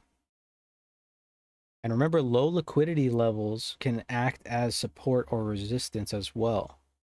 So it's not just high volume levels that act as support or resistance. That's kind of a common misconception. You know, they can act as supply or resistance. Fractal energy as a tool. I'd have to look and see what that is. I've not heard of that. Fractal energy. Words are hard to articulate. You guys know I'm not the best with words. They program not to think that the fisherman, because he doesn't spend all of his money and go into gear debt, how would they take advantage of us? Broach, that is genius. That is genius. Genius. The human populace in the United States is literally programmed to live outside of their means. They're like, hey, yeah, we'll give you debt. Oh, you want to pay $1,000 a month for a car? Here, have a fucking car. Oh, you want to pay fucking $1,000 a month for a house you can't afford? All right, we like $5,000 for a house you can't afford. Here, we'll give you a loan. Dude, You know, dude, I got. you want a I get Lambo? like There you go, Tommy. Yeah. Brad, I get like, all these loan offers, and I think this one, it was a back to school loan for my credit union. And I was like, man, that's sad. They're trying to go after, parents that, can't afford school clothes and shit, whatever for school. That's how shitty that. So I started reading it. It wasn't for the parents, it was for the kids. You had to be 16 to 21 to get this loan at 28%. They're going after kids, dude. I can't believe that. They do that in the army. I had a soldier one time who, and I told him on like his first fucking day, I'm like, yo, if you're gonna buy a car, I'll go with you. I got some extra time. I'll help you go buy a car. At least go look at a car. And he came back the next day at work, decided to go without me, and bought a Dodge Dart, and he got like 26% interest. I'm like, that should just be illegal. You know what I mean? 26%. It's gonna take him forever to pay that fucking car off. Americans have trouble with money. That's the reason why there are so many payday loan places.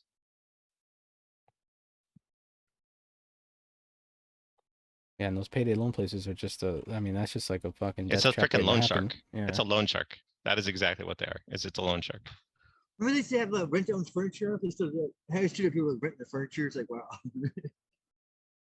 Yeah, Tommy, you're right there. England just did its biggest rate hike in like the history, I think, or one of the biggest rate hikes in England history. I'd like to suggest a book for you, possibly to include in your 100 books in a year. It was written for prisoners by a guy who started prison ministry, not a typical ministry, though. Yeah, definitely. What is it? Send it to me. I'm actually getting low on my next ideas. I think I have like 17 books left, so I'm gonna have to find Put green eggs and ham in there? One of my mom's chickens lays green eggs, and I guess chickens all lay different colored eggs based off of what kind of chicken they are. Yeah, I swear. No. I swear. I'll have her send me a picture. Let me text her. I don't know if people that. It's like green speckled. It's white and green dots. Post a pic. I want to see that. Yeah, let me see. Let me text her real quick. And they're edible? Yeah.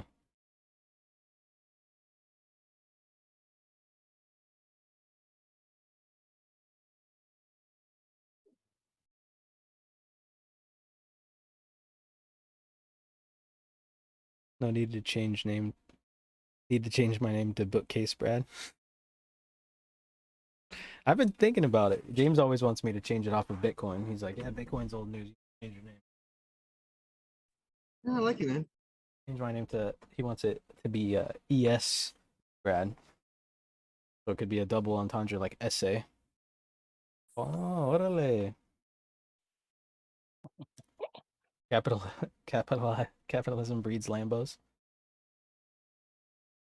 I'd be down if I was the one selling Lambos. But see, even then, it's like, just being a car salesman is really just like opportunity of it's just a lucky opportunity, right? If you say the right things to the right people and get them to buy a car. But if you have people like me that walk into the dealership, your just day is not going to be exciting. It's going to be long. And dragged out, and then right at the end of the conversation, I'm gonna be like, "Yo, by the way, I need this discount too, because my dad's an employee," and they're gonna be like, "Fuck." We got 20 seconds left till D period opens up. So let's see what D brings us, right? Like I said, watch to see how D acts if it breaks the C high or the C low. If it breaks above the C high with some volume, will be good to target. If it breaks below the C low with some volume, will be good to target. For now, the market is just balancing here, balancing inside yesterday's range. It's called We're All Doing Time. Let me look it up.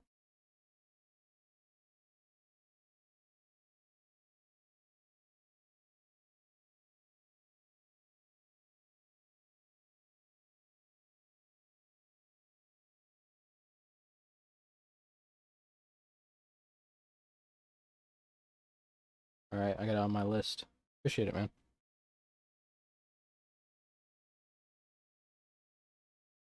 Oh, it's called the Human Kindness Foundation.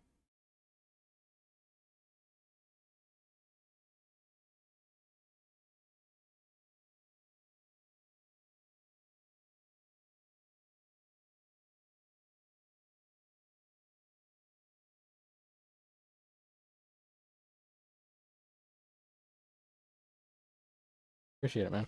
Yeah, I'll add it on.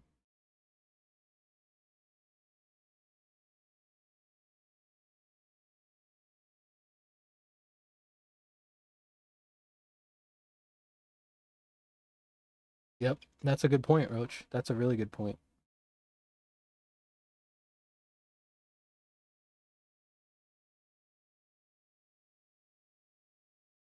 So here comes D period down to that C low. Now let's see if we can get some volume and a flush, right? You want to see some stops get ran. If this thing, like it's trade one contract on that low tick right there.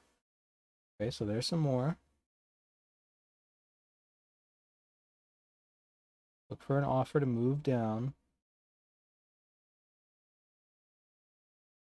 31 contracts trade on that low tick. We're starting to see some capitulation from buyers here, possibly. There it goes. So they close it. Look for these singles to close. If these singles don't close, that's going to be a key here. Back to the impulse. This is where the impulse happened right here, 37 quarter. If the offers don't keep moving down, there we go. They hold it for now.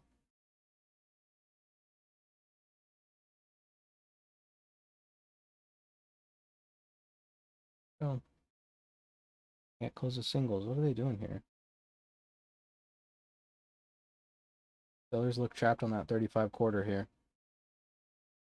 Watch the 37 quarter, right back to that 37 quarter. This is the impulse. Trading above the impulse takes us back to that 39 half, and then another weak spot above 41.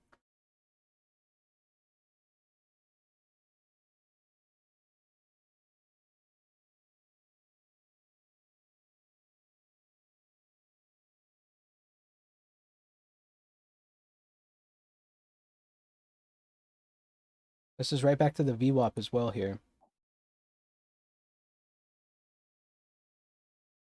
We're trying to do a little bit of backfilling.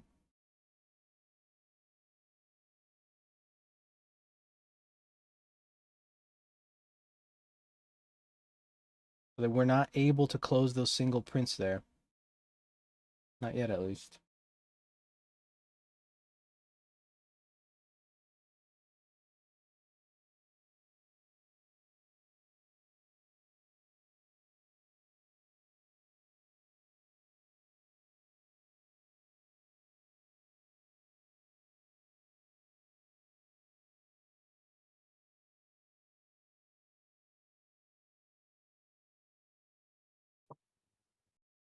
Still not able to close them yet. Look at the short covering going down on that low.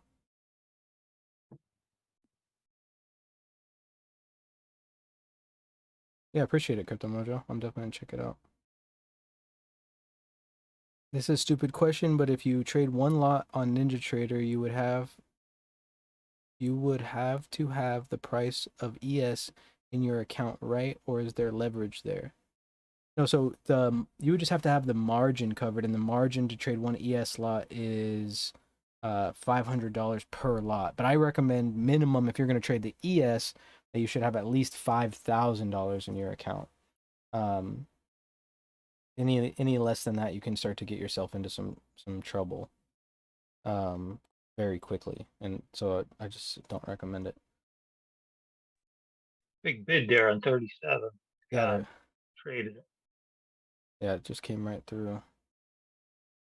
These offers are trying to smother price here to get back down because they're stuck at that 35 quarter here. They need to get back down here to fill these single prints. That D high is a mechanical high as well, right off the half back. Traded up one tick, but that could just be, this could just be what do they call, like, just because of how it opened. It opened right on the half back, so indecisive. But a farmer's son fell on the horse and broke his leg. Bad luck, good luck. The army marched into his village, saw the farmer's son with his broken leg, and let him off. Good luck. Bad luck, who knows? Never let your luck in a given instance guide your decisions deterministically. Yeah, I like that. So they get down there, trying to close these single prints now. Struggle fest again.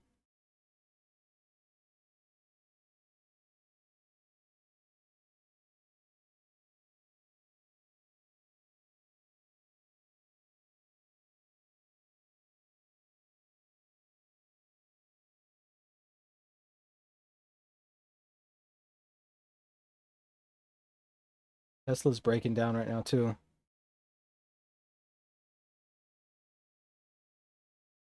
More dollars, buddy. Get down to that.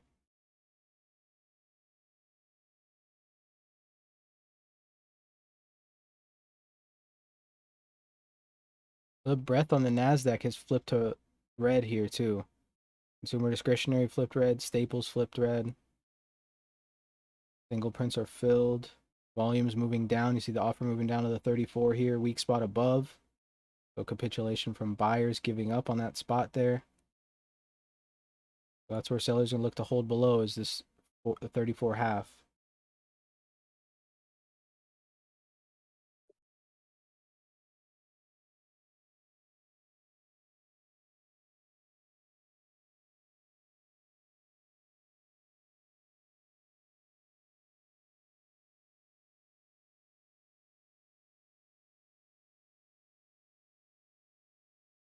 Remember, their target's going to be this B low here. Half back, you might bring in some buyers here. We do have some volume coming in off that level as well.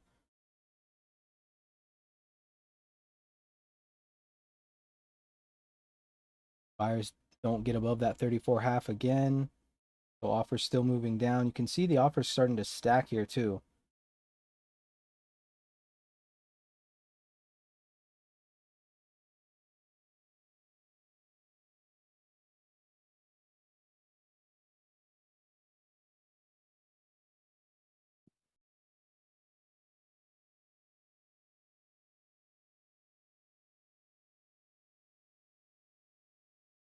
And speaking of kind of what Roach said too, if you guys don't know, if you pay, so let's say you pay a car payment, right?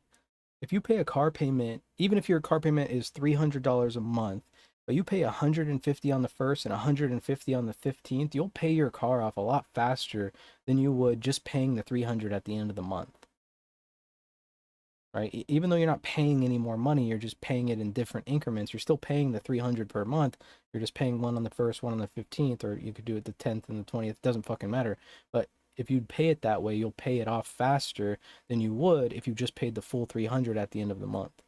As long as they don't have it, that there's one caveat to that. And there was one time I had a loan, and if you paid them out of cycle and it wasn't a full payment, it would just sit there and wait until it had enough money for a full payment for them to be able to receive it. Oh, that is. It was kind of, Well, it was, shade. Yeah, it was it's pretty shady. only- Yeah. Yeah, it's only a half month difference, so. But it makes it, but it makes dude, like, I mean, I'm talking, if you do that, you'll be in about 4 months, you'll be a full month ahead of payments. yeah, it's like 30% faster. No, If you do bi-weekly or bi-monthly, it's like 30% faster to pay off a loan. But no, the reason that is because a month is actually 4.3 weeks, not 4 weeks. No, the reason it is doesn't have- because of compound interest isn't allowed to Yeah, actually it's the build up compound- over the full Exactly. month. No, cars don't do cars are on a sliding scale. Yes, no. So you pay, It's the same thing. It's it, bro. Believe me, this works. I know it works Compound- because I do it every time with all yeah, my cars. Compound interest is compound interest is compound interest is compound interest. It doesn't matter. It's all the same.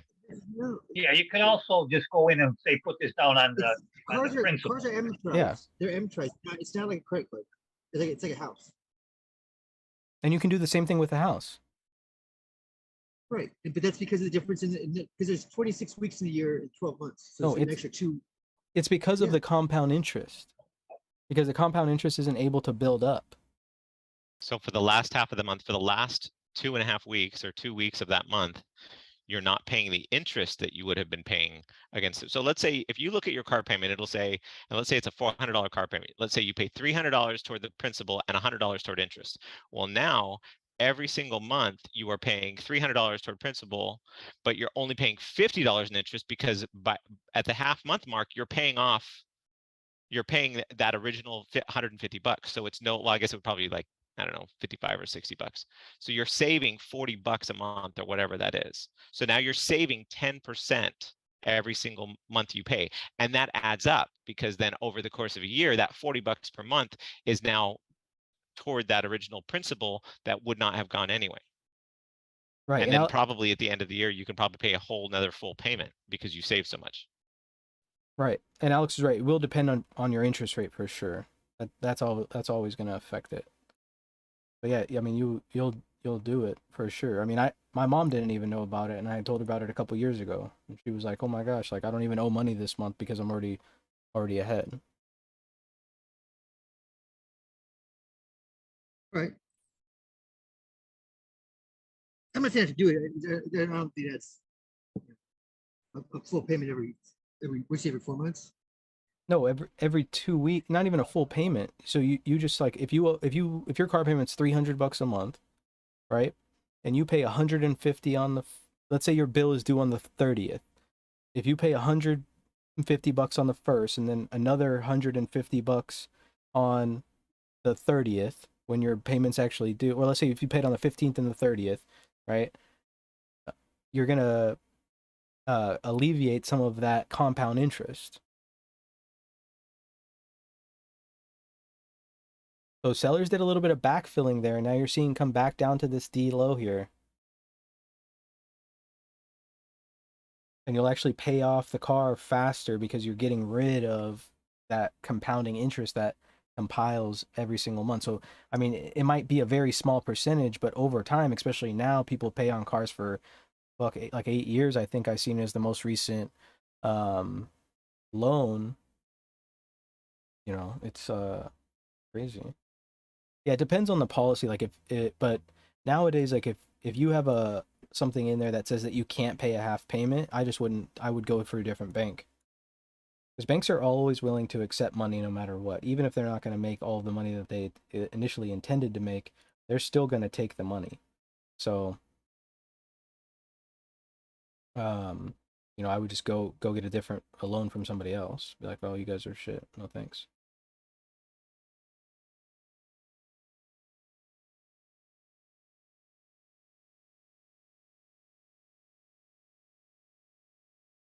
So they're looking to break this B low, right? That's the seller's target here. A failure to break that D low is kind of a sign of weakness here, or more just maybe these shorts that were stuck here are starting to cover as they get closer and closer. Maybe we'll see some buying off this 41.30, but really I've been patient trying to see what the response is off of 41.20. All right, Adam, have a good day, man.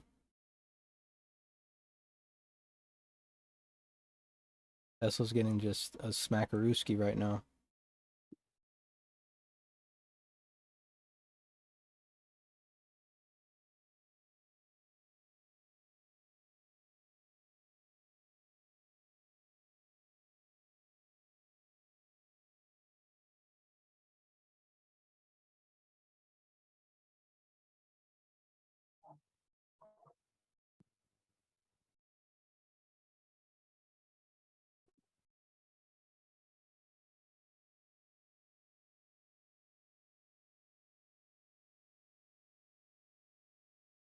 Right. Yeah, because they can work. I mean, a car salesman can work in anything. Like if you tell them, "Hey, I want my car payment to be $500 a month," they're guaranteed. That's like a sure sign that you're going to be buying a car, because they're going to be like, "Oh, sure, we can do that." And you never want to tell them how much you can afford a month, because if you could have qualified for a lesser interest, because they're getting paid on every tick above what the bank is, And so if you say I can afford 500, but maybe it would have been 400, they're going to jack that up and charge you another point to interest. Facts. That's why they do that four square. So, So it looks like we got some short covering down there on this 30, 4130. Coming back to that offer that was at 32. best thing to do is to go in with your own financing. Have Yeah, already pre-qualified. best thing is just go there when you already know what you're gonna pay. Yeah. Price already in mind. Right.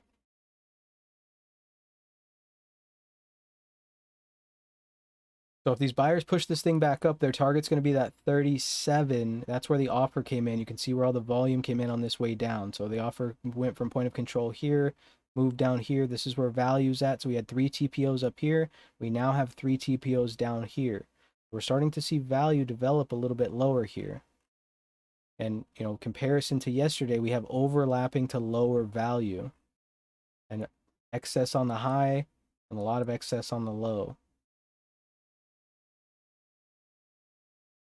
So look for that 37 to be a reoffer level, and that actually happens to be the prior day low 36, so that would make sense.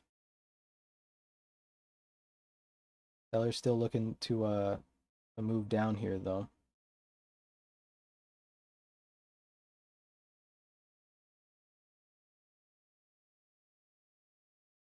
My buddy's a GM of a Chevy dealer down here. They got 400 customers in rental cars right now because they can't get parts. Damn. Who's that rental car?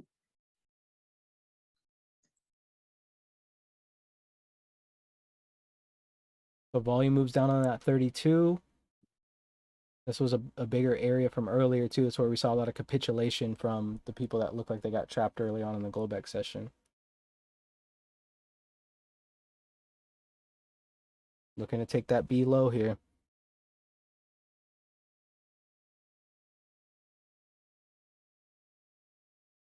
They got it. Tesla's just getting murdered. Murder.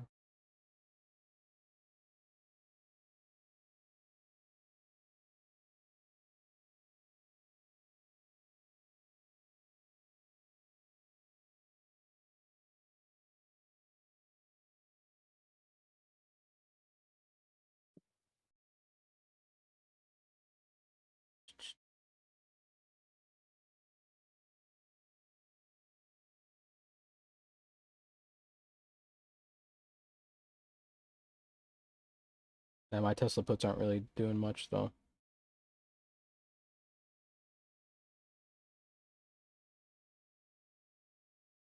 Bid spooked us up at 28. Keeps spooking us up. Yeah, this bid. Yeah, there's a big bid sitting at the 28.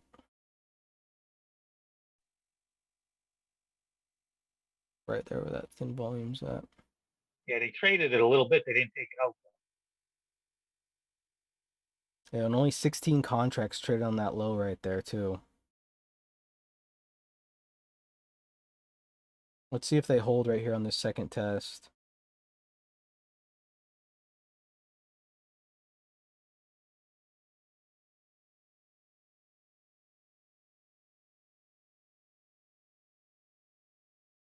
It's moving up, just moved up to 29. Look at that, it's wanting to get filled. Yeah, I saw it. It bounced up.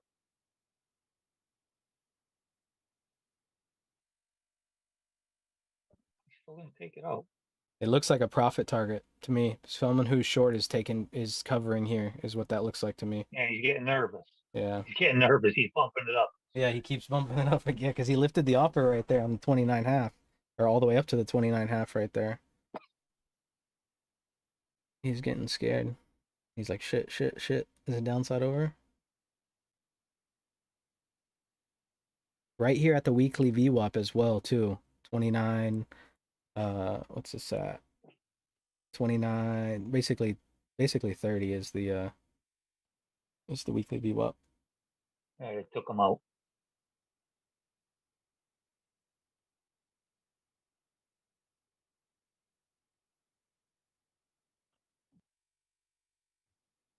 Brad, when them singles were filled, did that turn you bearish, or did you just kind of neutral, or what did that tell you? Anything? When those singles filled, it did pretty much turn me more to the downside. I didn't take the trade, even though I definitely should have, and even got a second chance to get into it, because those singles took us out of yesterday's range as well and moved our point of control down.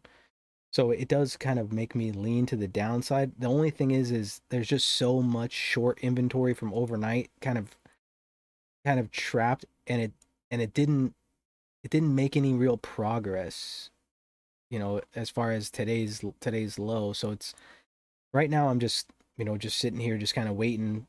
I'm really just waiting on this 4120 to see how that 4120 reacts, because we're entering this previous balance, right? And that 4120 was our point of control. If we merge these three together, we have that 4120 as that point of control, and balance rules tell us that if we get a strong reaction off of the 4120, that's good for the upside. If we don't get a reaction, or we just kind of hang out here, that's saying acceptance back into balance, and then the target's going to be that 4080. And you can kind of see like this balance area here, even though we took out that poor high, still has a poor low on the low side. So I do think, like, right now I'm pretty much neutral until we get to that 4120, and then from that 4120, depending upon how we react, I think that's when I'll really start to decide, okay, is this thing going to bounce? Are we going to get a strong reaction, or is this going to get accepted down here lower and going to take us back down to that low of balance? And then some other things that are kind of making us lean to the downside, right? We look at Tesla. We can even flip through here. Look, Apple's come back down. AMD's not really doing anything. Amazon's coming back down below its open. Google's coming back down towards its open. Meta is coming back down towards its open. Microsoft also coming back down towards its open. So, things are starting to look a little bit, favoring the downside. Yeah, AMD is dipping a little bit. Yeah. It needs to get back down below that 100 level if it wants to make any progress. And then Tesla's really just getting hammered today.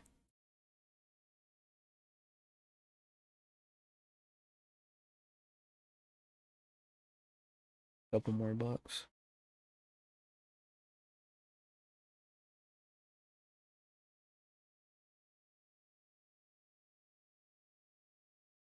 Here we go. Here comes that 4120 level. Let's see if we get a reaction here.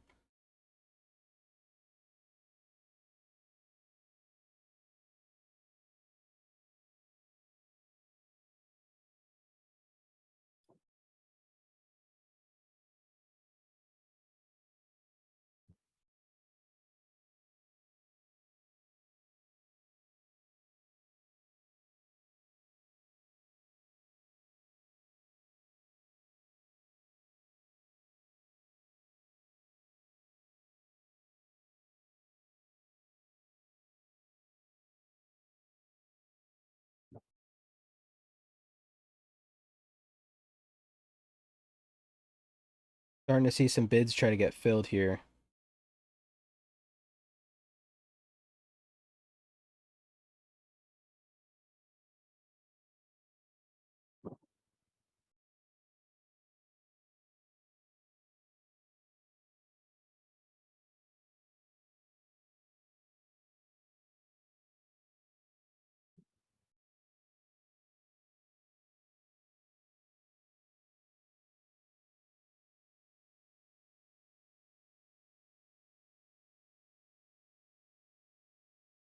There's a big bid sitting right on the 20, 430 lots.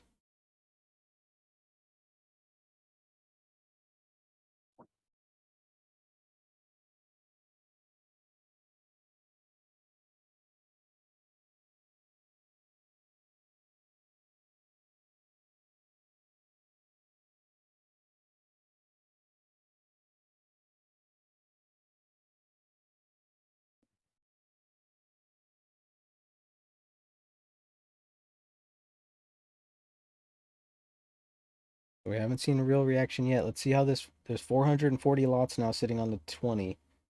See how they get. Oh, they moved a little bit.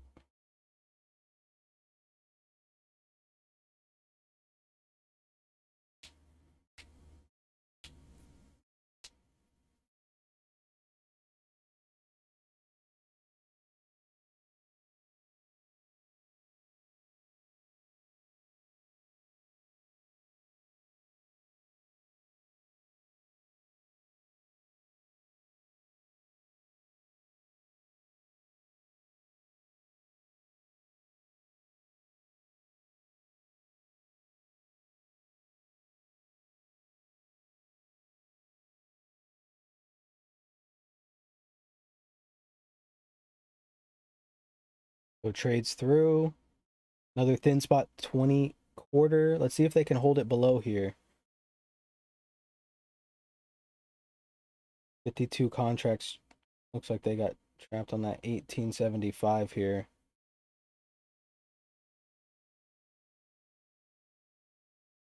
So the key here is to watch for the reaction. We're coming to this area where we've seen previous value. If we don't get a strong bounce, that's going to kind of confirm this downside, and then this target will become, I mean, the A low would be the next target confirmation, but really the confirmation would be that low of balance, which is that 4080.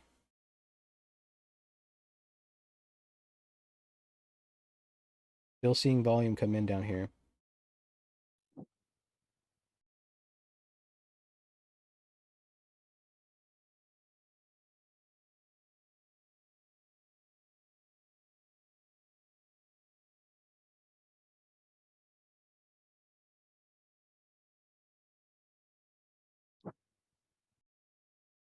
Agreements. Tesla's just getting fucking smacked. How are your puts doing? They're not coming back to life. Not yet. Not yet. They need to get in the money before they come back to life.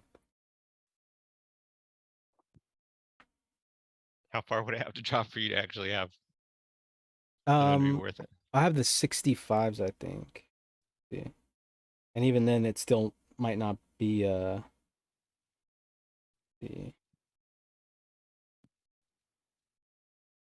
I mean, it's lost all of its I can't even think, not row. Oh, theta. they're up It's lost all 75 of its theta bucks 'cause it's- today, but they're still Are they down. weeklies? Yeah, they're weeklies, yeah. Okay. Yeah, So if you don't get at them today. they're gonna expire worthless.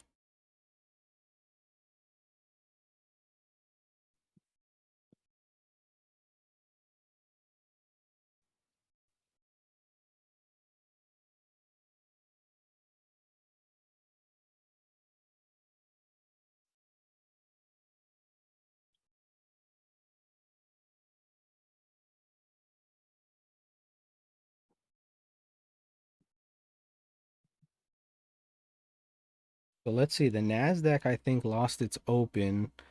Where is the NASDAQ?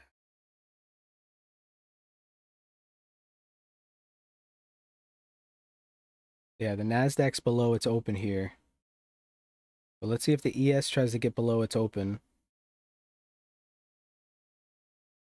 Triple Q's getting smacked down hard now. Back below its negative, or its zero gamma level at that 320. Down below, it's open about a dollar now.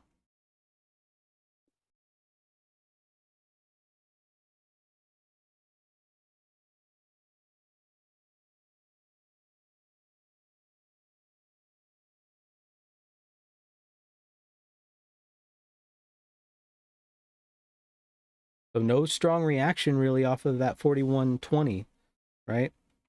Now we're just waiting to see volume move down. We've got about 30 seconds until this E period comes open. And now we would say that the market is one time framing down. They're trying to get back down below that T2 low here. May see a little bit of buying off this T2 low, so just be careful running the short still if there is a retracement during E period or a little short covering on E period.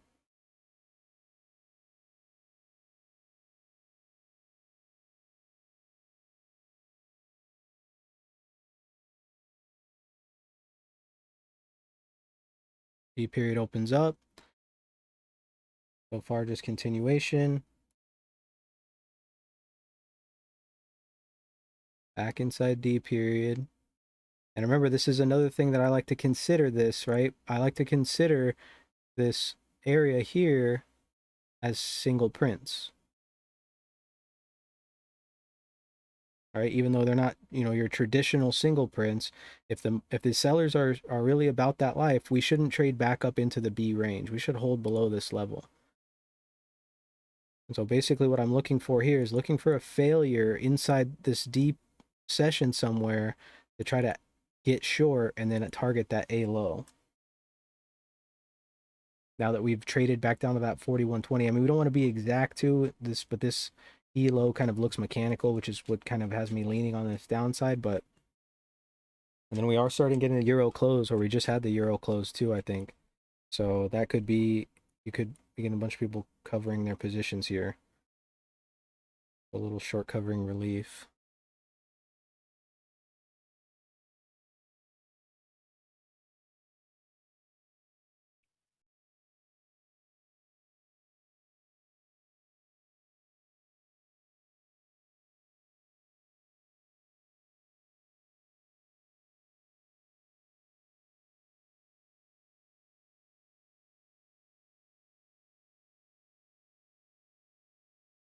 Eight contracts traded on the high right there.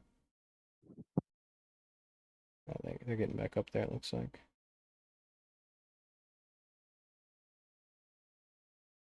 Buyers may be trying to get a little bit too aggressive here. Let's see if they can, if they don't trade this top tick. Ah, they got it. Never mind.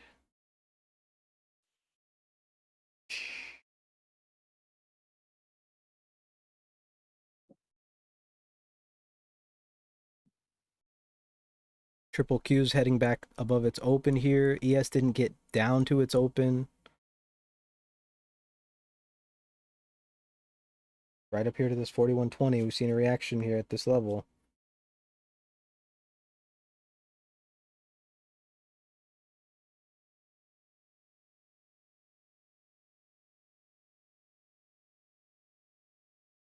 Some buyers coming in on that 1975 to 20 there.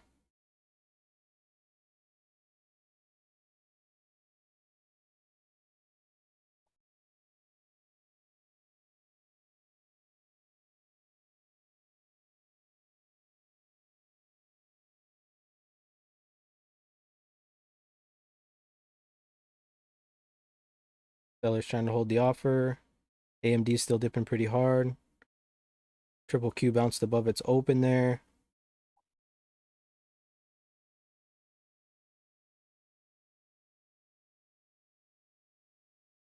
$54 contracts trade on that top tick, but we still haven't seen any real conviction yet from sellers moving down.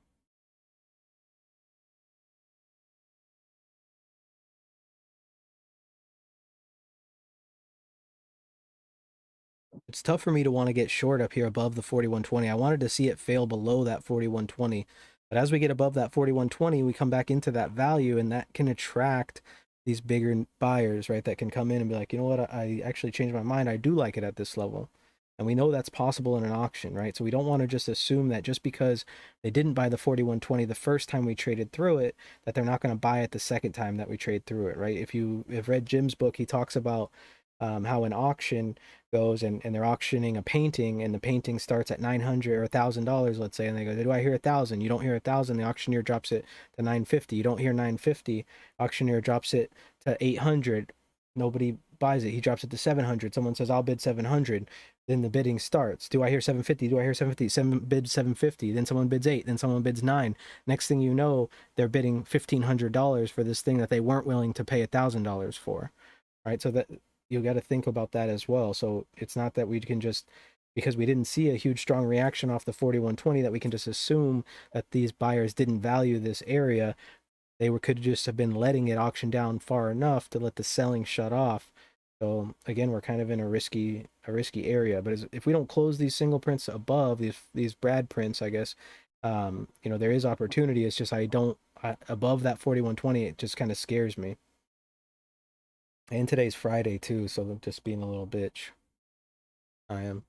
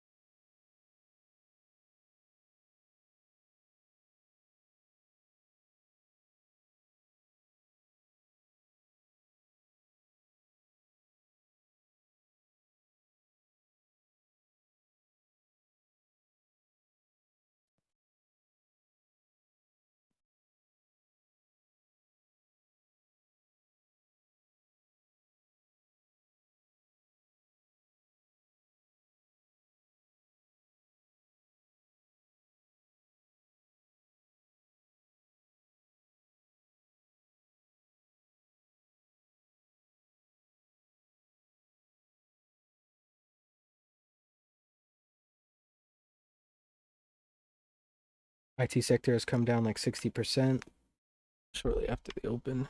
Yeah, I mean, the breadth, we're even seeing some of the weighted sectors start to push below zero here. Just not really with any conviction, right? No, but still some low ticks. This thing just, it didn't get down to the low, and it was just holding below that 1,000, which typically means a little bit of, too aggressive sometimes, especially when we're not on a trend day, right? This is not really supporting a trend day. This weak breath, that's for the most part muted. You trade Tuesday to Thursday and study the rest of the time. Crypto Mojo, you have a good day, man. Thank you for the book reference or the book recommendation. It may not be me to Jared so early in the day.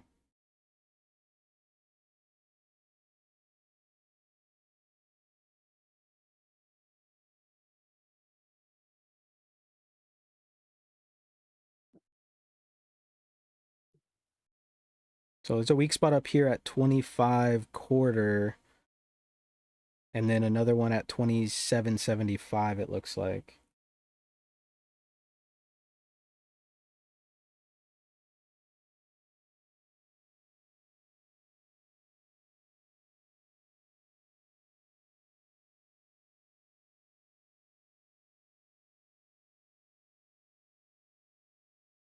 The weekly VWAP sitting right there at the 41.30 as well. But we've got some volume that moved down right here. Let's see if we can make this push down below 20. I don't know. I don't like this spot right here, to be honest. I don't know. I can't get a good grip on it. All right, Roach, you have a good weekend too.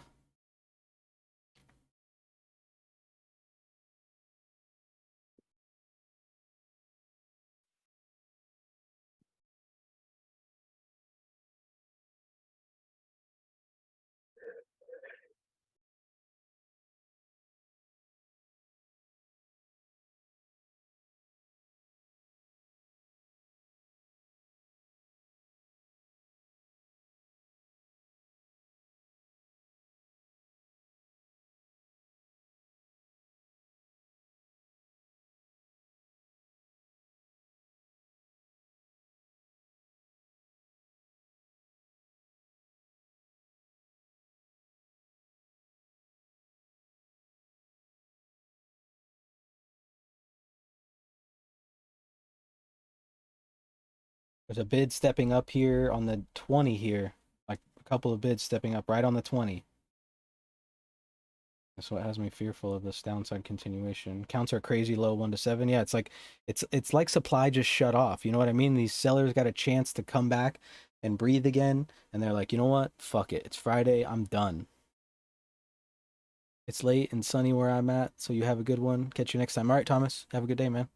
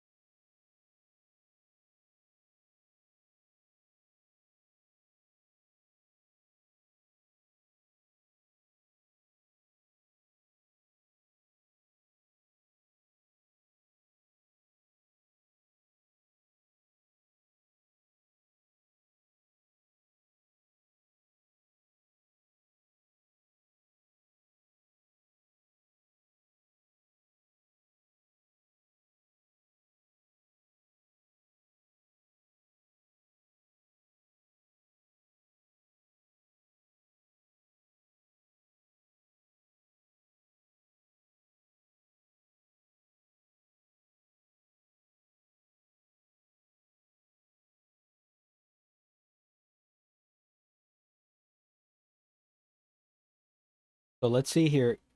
As we are starting to see this, right? As we're starting to develop, let's imagine how our profile is forming. So we have 3 TPOs up high. We have 3 TPOs right here in the middle where our point of control is at, right? We've got our VPOC up at the top, and we've got about 20 minutes left until the next TPO opens up. So what we can imagine is if that TPO, if this E period doesn't trade back up into where these 3 periods, then we're going to get a point of control shifting down, showing control from sellers, right? Look how thin the volume is up here. So you can imagine that a lot of these longs are trapped, and that is going to show us that a point of control moving down, that sellers are in control. And that this D period right off of yesterday's point of control may have been an other time frame trader. Now on the inverse, if our next period, what are we in? We're in E period right now? E. Is it already 11:30? Fucking time is it? It is. Oh my god. Time's flying by today. If E period does trade up and maybe we get an open of F period around here, then we're gonna have 4 TPOs here, but this is still below the prior day's low. So that's still telling us that we're still getting some sellers in control, right? But we didn't shift it all the way back down to the low side. So as of right now, we have A here, B here. For the most part, even though the profile is kind of messy, if you really think about it, right? And let me try to make this big so we can really think about it here. You have a balanced profile for the most part, right? That's still within initial balance, right? A, B. So until there's a break of this A or this B, really what you should be thinking is, around here, that shorts are going to be covering, buyers are going to be stepping up, and the same thing up here, that longs are going to be covering, or longs are going to be liquidating, whatever you want, whatever terminology you want to use, and more sellers are going to be piling in, right? And we just want to monitor what kind of gives us a little bit more bias here is if our point of control starts to shift down, giving more control to the sellers. But if we do, and then even more nuance according to market profile, if our point of control does shift down and we don't get range extension, that's telling us that these sellers are getting absorbed or are weaker handed, and this A excess is still holding. Right, so this is another risky spot here as far as the profile goes. And I would say, it's kind of like if you miss the D short like I did, at this point we just kind of want to wait and see how we act once we get a little bit closer to it. But we're still inside the D range here. We did look below that D range, but then popped right above it and haven't traded back down there yet at all, really. Like once we popped above it at that, you saw shorts start to cover at that 14.5 and haven't got back down there. Reyes, really appreciate what you do. Thank you, man. Appreciate you coming in and hanging out. Revdron, thanks, man. Appreciate it. Excellent analysis. IT sector is starting to dip again. All puts 13 to 12. You can see consumer discretionary, communication services, staples, energy still big green today, right? And that's kind of what's propping the market up. Tesla's still getting smacked right in the dick. So that's good. The VIX isn't really popping, to be honest, off this pushback down below the prior day's low and back into balance. So that's kind of surprising here. And then if we take a peek at energy, energy's doing its thing here. Put a little mark here. And then let's look at financials too. Financials popped hard today. They've come kind of back into range. Starting to shape up like a P profile here. It's big.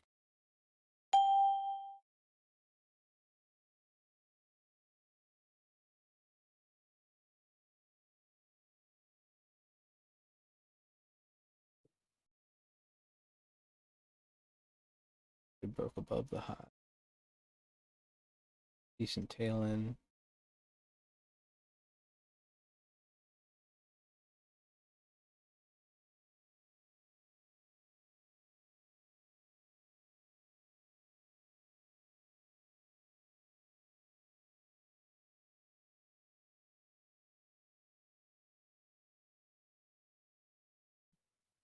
Triple Q is just trying to hold above its open, trying to hold its head above water at this point. We're still sitting at this 41.20. Got about 15 minutes until that F period opens back up, or opens up. Meta is testing a new live streaming platform for influencers called Super. Meta, Amazon, Google, Twitter. Super Meta.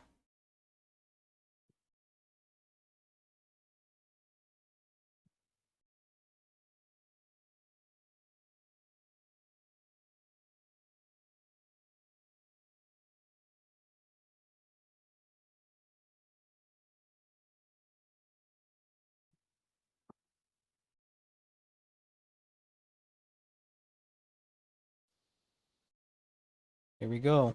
See if we can get back below that D low. Look, and then as soon as it comes down there, big bid. Another, look at that. 1,500 lots sitting on that 15 quarter. That's an interesting bid.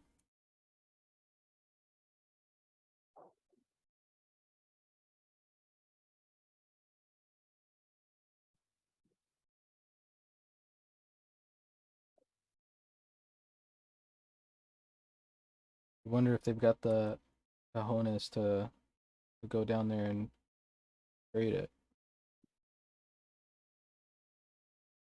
Look at the volume here. Volume's basically even with what it was yesterday, and yesterday was, relatively low-ish volume. Today is Friday also. So we're not really seeing a pickup in the breadth. There is a little bit more weighted sectors trying to come down, but you can see how negative they were back at 825, and the breadth is pretty neutral. 1.1 on the NYSE and 1.2 on the NASDAQ.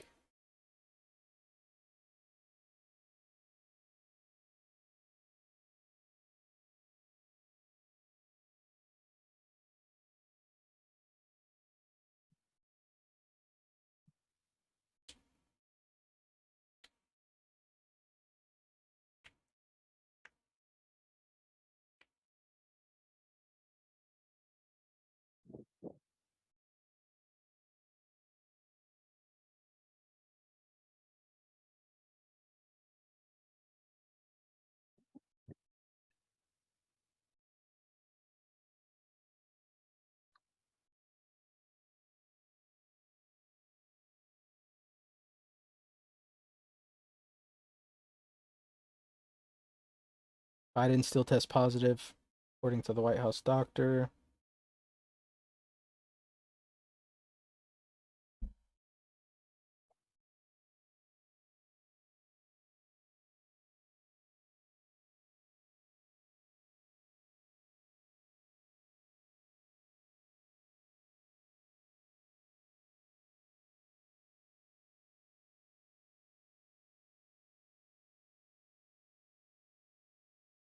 That bid just moved up. The bid is chasing up the price. It just moved up like 2 points right there.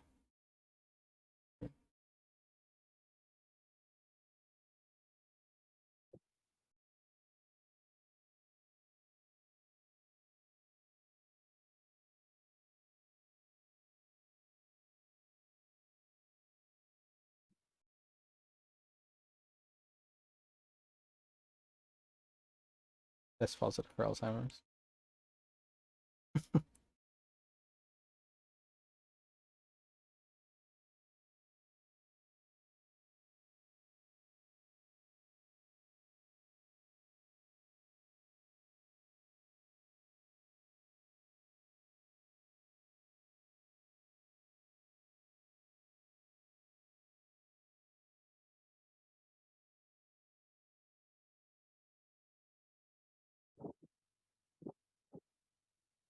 Can't believe time's gone by so fast today. It's almost noon.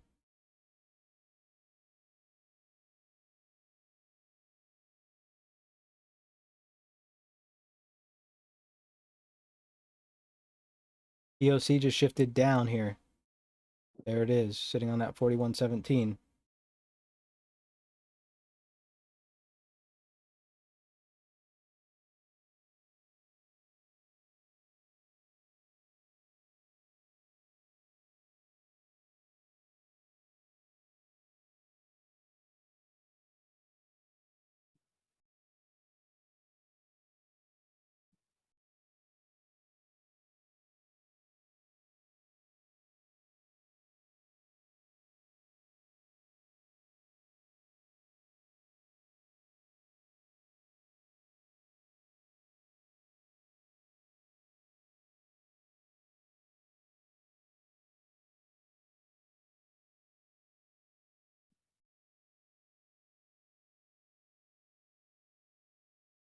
little bit of short covering going on right here.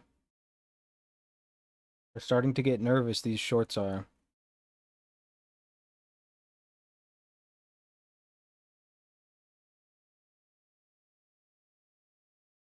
Weird that the point of control hasn't shifted down. It should shift down to here.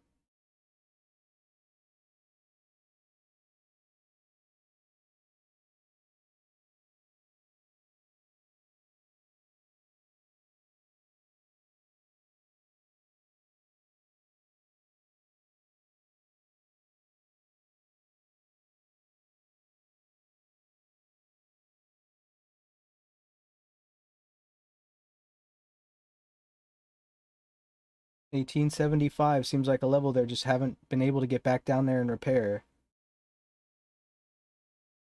If price doesn't trade back down below 18.75, there it is. Okay. There might be an opportunity for a long kind of setting up, I think.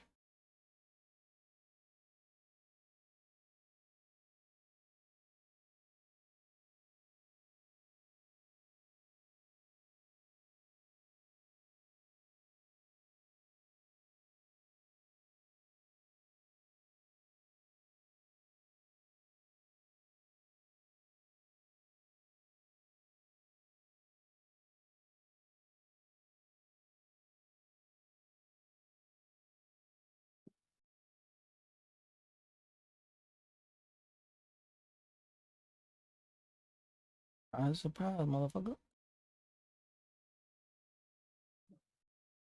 Triple Q's bouncing up here pretty decently. You're seeing the weighted sectors start to go back to positive. NYSE breadth just went green. You're seeing some more green coming in through the market. Communications just switched back to green as well.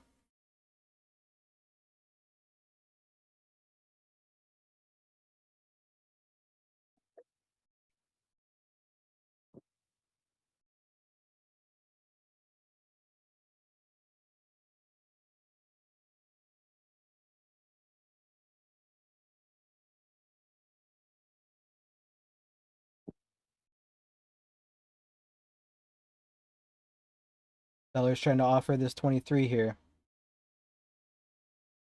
at all the volume coming in down here. About 6 minutes left until the next period opens up.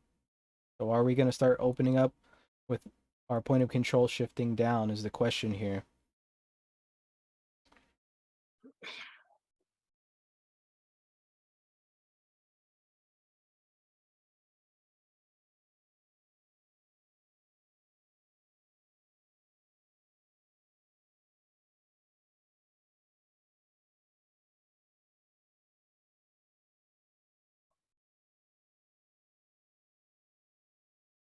What's the histogram on your AD SPD chart? This is the advanced decline right here, Rob. So it's a weighted versus unweighted. So these bars are the weighted sectors, and this yellow line is unweighted. So if we zoom in, you can see, you know, unweighted is below zero, unweighted is above zero, weighted is below zero.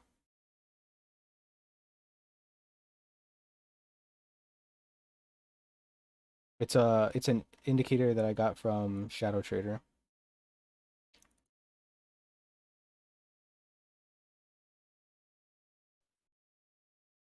What does it mean it's weighted? It's weighted compared to the sectors, right? So the S&P is made up of 11 sectors, right? Information technology, healthcare, community discretionary, financials, communication services, industrials, consumer staples, energy, utilities, real estate, and materials. So of these 11 sectors, this yellow line places equal weight on all of them, when in reality, they're not all equally weighted, right? If we pull up, I think I have the website saved right here that I like to use. Here it is. So we can see here, right? XLU is 3%. Technology is 28. So I actually need to update mine. It looks like because I have mine at 27, 28.3. Materials, consumer staples, right? This thing updates every single day. I just update at the end of every month. So I might need to update mine. But you can see here kind of each sector contains a little bit more weight. So if XLB is selling off big time, but XLK is going up big time, you're going to put, you know, less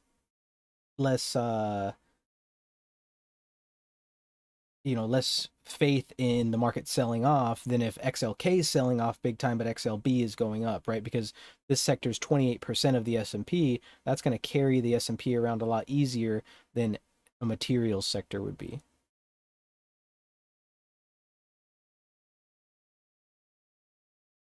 So they're struggling right here to find these buyers.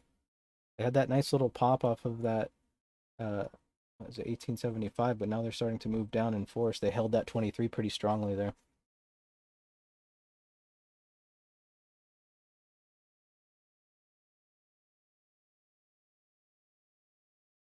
Real quick. Is there 11 or 12 sectors? 11.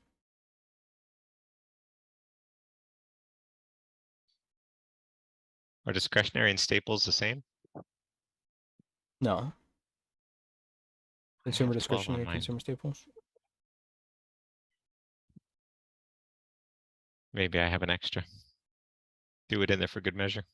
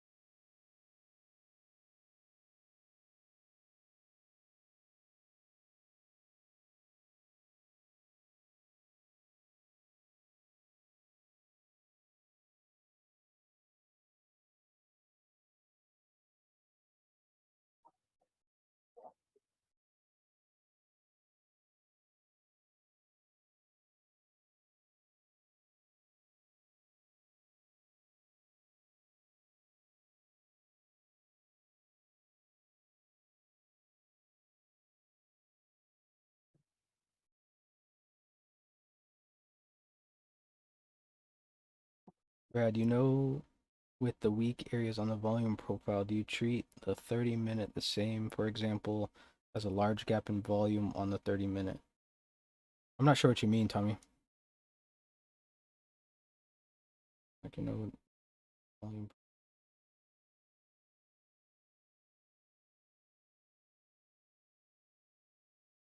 Oh, I see what you mean. I'm not really tracking like each 30-minute. I'm just looking really at the high volume spots within 30 minutes. I'm only tracking the low volume areas throughout the full session.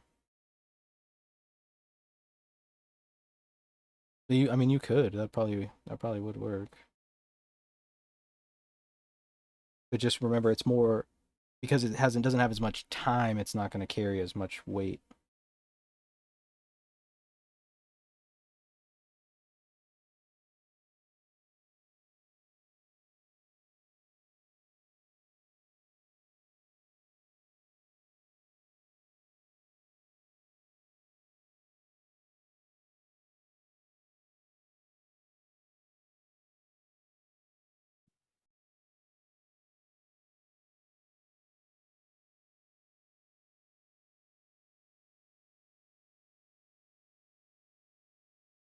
Mine has oil and gas. That's why.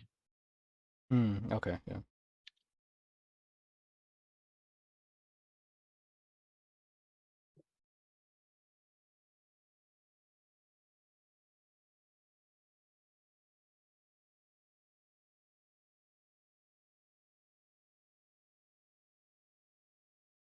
I mean, I could change this to the ADD. Actually, be money.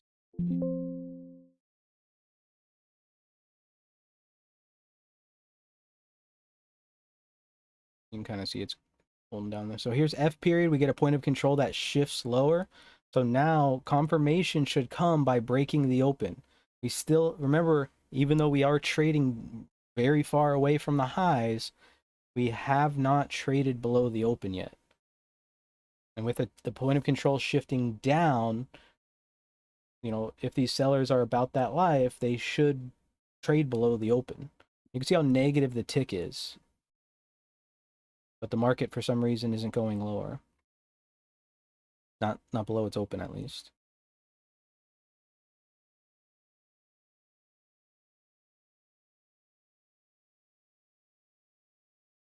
And I imagine there's, at that 23 level, there's a lot of local short traders that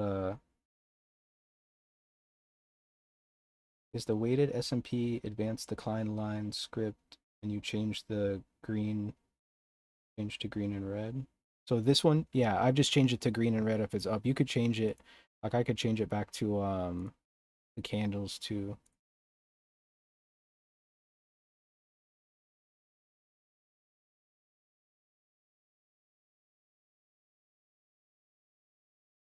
But yeah, I just had it on a line. And then I have a 20 SMA on it just to give us a little bit of perspective on how it's doing. Just makes it a little bit easier to do a quick glance and see like, oh, okay, is it above the 20 or below the 20? Oh, the histogram? Yeah. It's the yeah, it's the what's it called? Weighted, it's called the weighted AD. Well, that's what I saved it as, I guess. But yeah. Can I move it? Maybe this one needs to be updated as well. Oh, it does. God damn it. You have to update both of these? Okay. Yeah.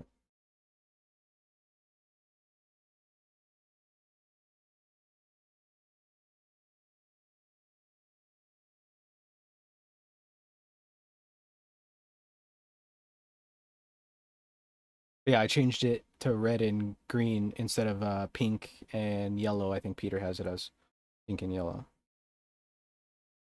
Pink and yellow, pink and yellow. Yeah, I just like red and green, just easier for me to remember. Pink and yellow, I'm always like, all right, which one was up? And it just fucking confuses me.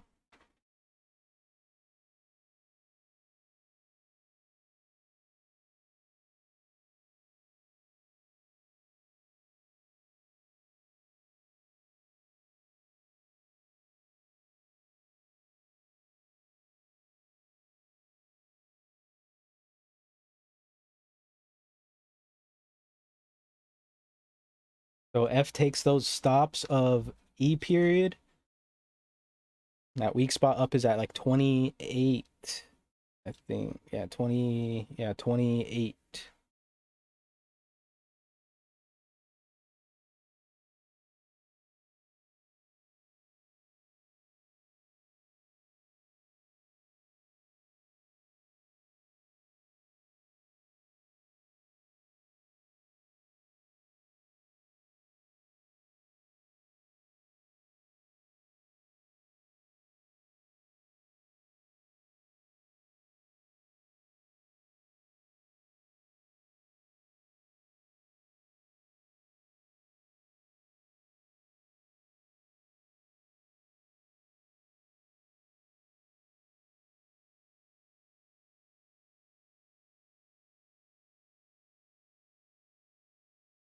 Watch the 28 here. If it gets back above that 28, there's decent odds that it rotates back up to that 36.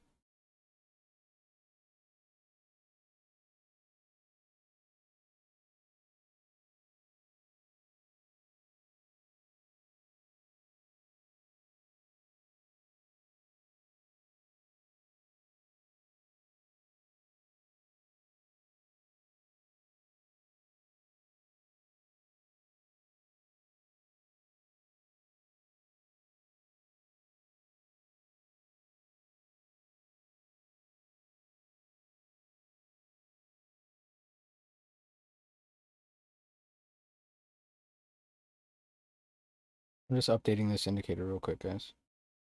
28.8.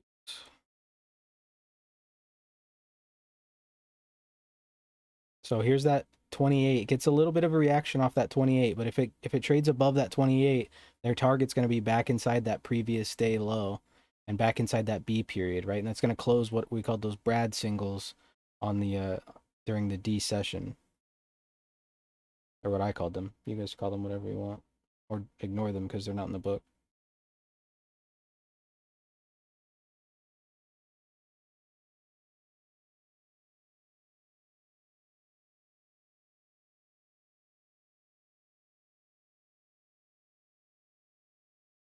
The NYSE breadth is starting to gain a little bit, and you're starting to get the tick to get a couple ticks that are closing above the zero. We haven't seen that since early on in the session. Cumulative ticks getting a little bit weak, and then the triple Q's getting above that zero gamma level. Remember, we use this zero gamma level as a level to kind of show us where market makers need to hedge. And so basically the way that it works is if the price starts to hang out above this 30-20, they're going to start buying the futures, right? And below, they're pretty much covered until we start to get below some of these negative gamma, which is down at like 16. So you can imagine most market makers are long calls and short puts. And that's going to kind of tell us a little bit of information there. F high is off of a mechanical reference. Remember, we have that D high off of mechanical reference, and the B high also off of mechanical reference. The market's still kind of just filling in previous week structure, right? Really starting to look balanced. If it trades back, through this little gap here and then into this gap here, that would really put a balanced profile on and indicate that the market's just balancing again.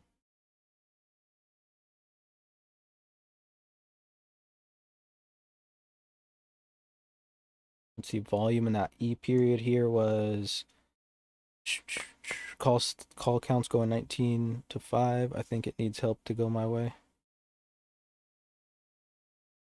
There's a big little push down back below 23 there. Volume actually picked up in that last period, about 1% more. I mean, not nothing to write home about.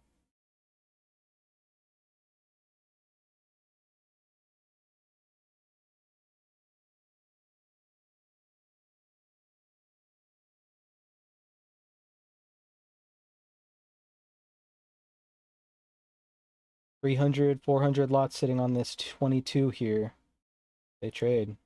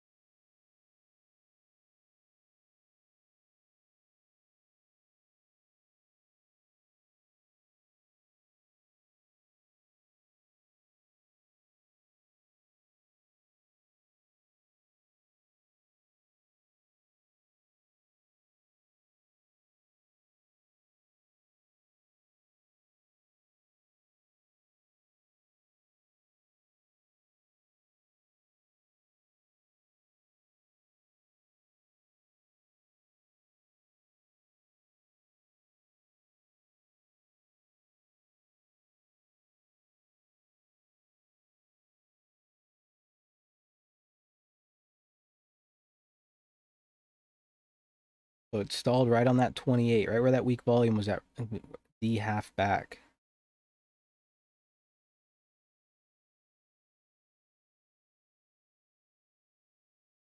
A little bit of aggression here from buyers lifting the offer. Weak spot on the profile 23.25. It needs to trade back down below there if it wants to have any chance of getting back low.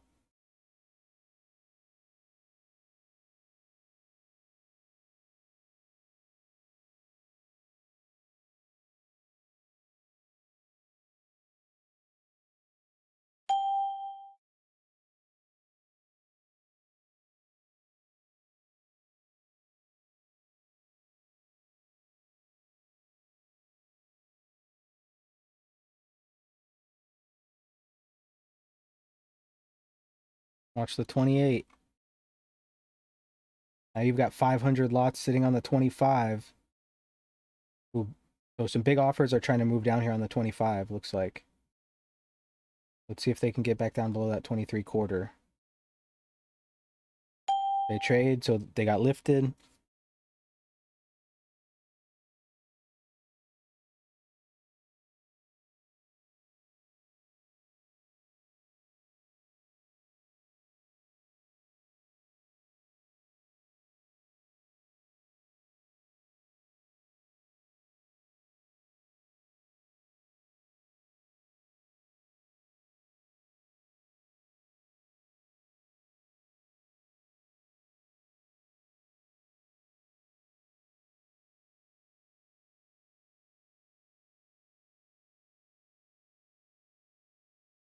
Look like short covering there. If they don't get back below this 23 quarter, it looks like they're pretty much clearing for takeoff to take this FI.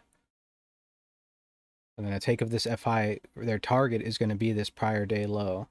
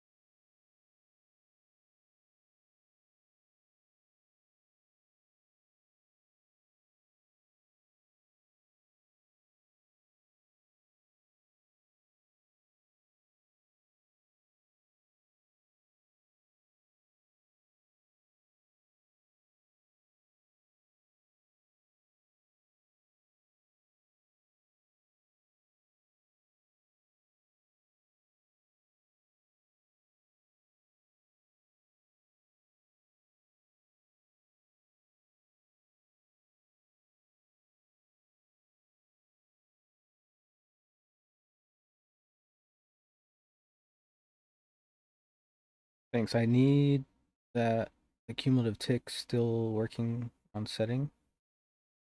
Oh, this one? Yeah, I just added this one on the other day. I saw that Peter had it on, and I just wanted to add it and see what see if I liked it or not. Just trying to see if it tells us anything. It doesn't really tell us anything except for that sellers got super heavy and got trapped down here at the lows. I mean, so I guess that's important information.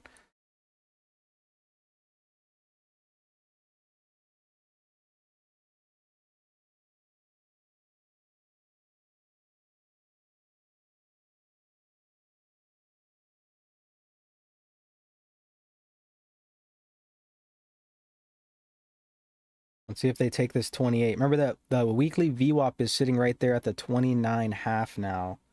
So that could be the target on a breakup of 28, but I really think that the target, well, there's half back on the profile too. We could expect some selling right there, I imagine. But I'd be looking for that prior day low as their target to the upside, I think.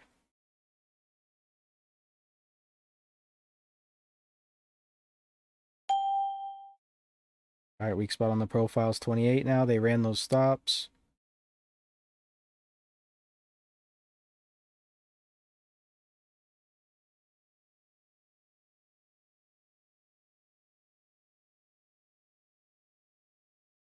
Thousand contracts just traded on that top tick.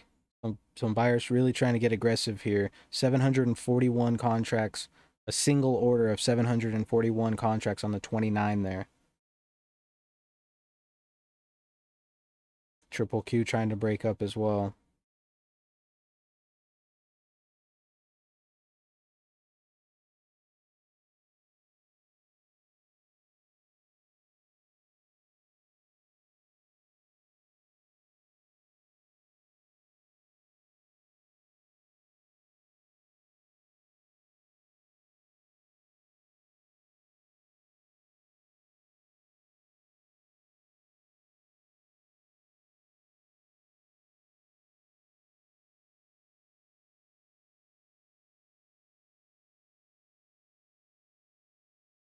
Go back to the weekly view up right here, 29.5.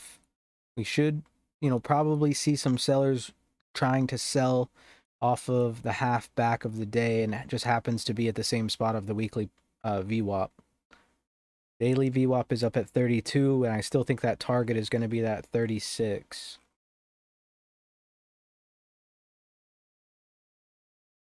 And remember this last thin spot right here. So let's say if they, if I'm imagining this correctly, right? If they trade into this little spot right here, that would really balance out the profile, and then, go back into a two-way trade. We one time framed up, we one time framed down, and now we're kind of one time framing back up. We've got another bar opening up in about 14 minutes.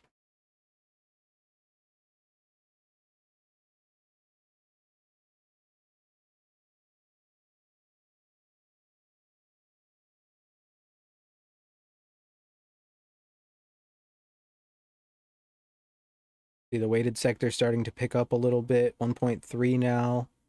Pretty much everything except consumer discretionary is participating.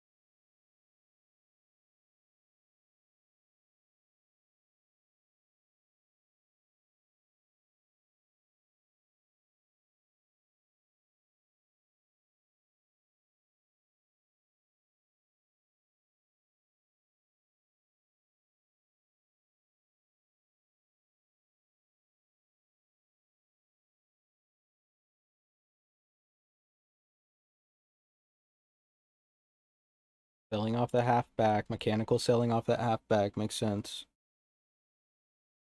Look for a reaction here. Remember we saw those shorts liquidate on the 28. So that seems kind of like a line in the sand. If these buyers are going to continue stepping up, that's an area that they're going to want to defend. Is going to be that 28.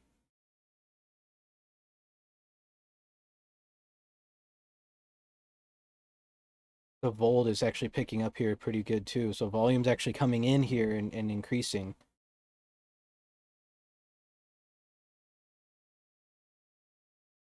Backing and filling. Watch for these to fill this 28 in.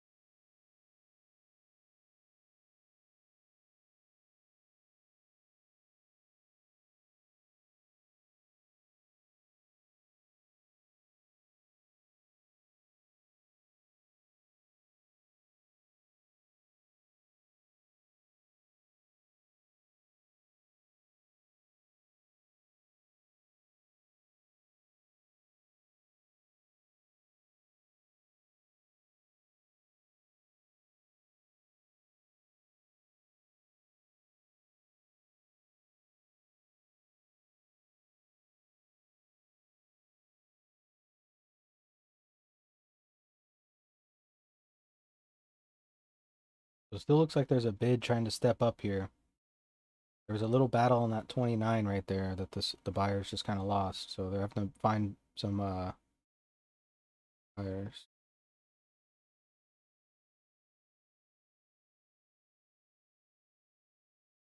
Take a peek at XLY real quick.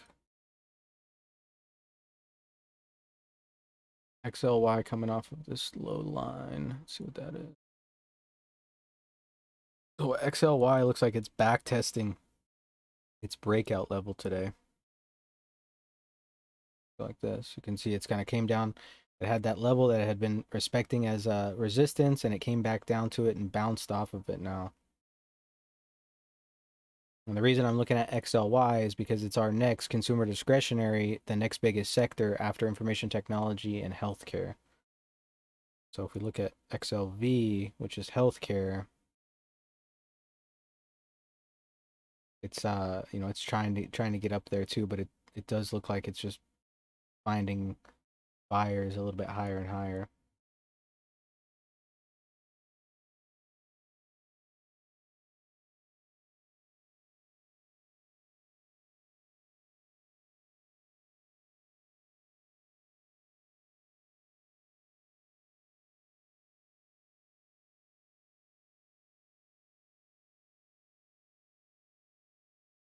So another mechanical reference on the high. F high is mechanical, D high is mechanical, B high is mechanical.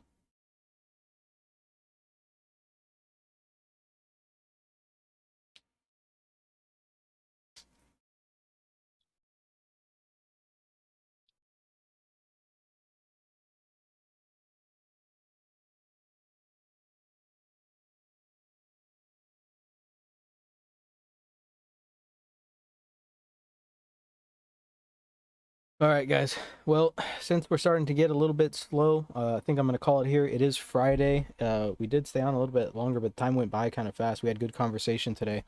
You know, I always encourage questions. I actually like them. I know we get kind of away from what's going on in the market, but I think that, you know, jumping into psychology a lot of times can be a lot more important than actually just trying to make a trade.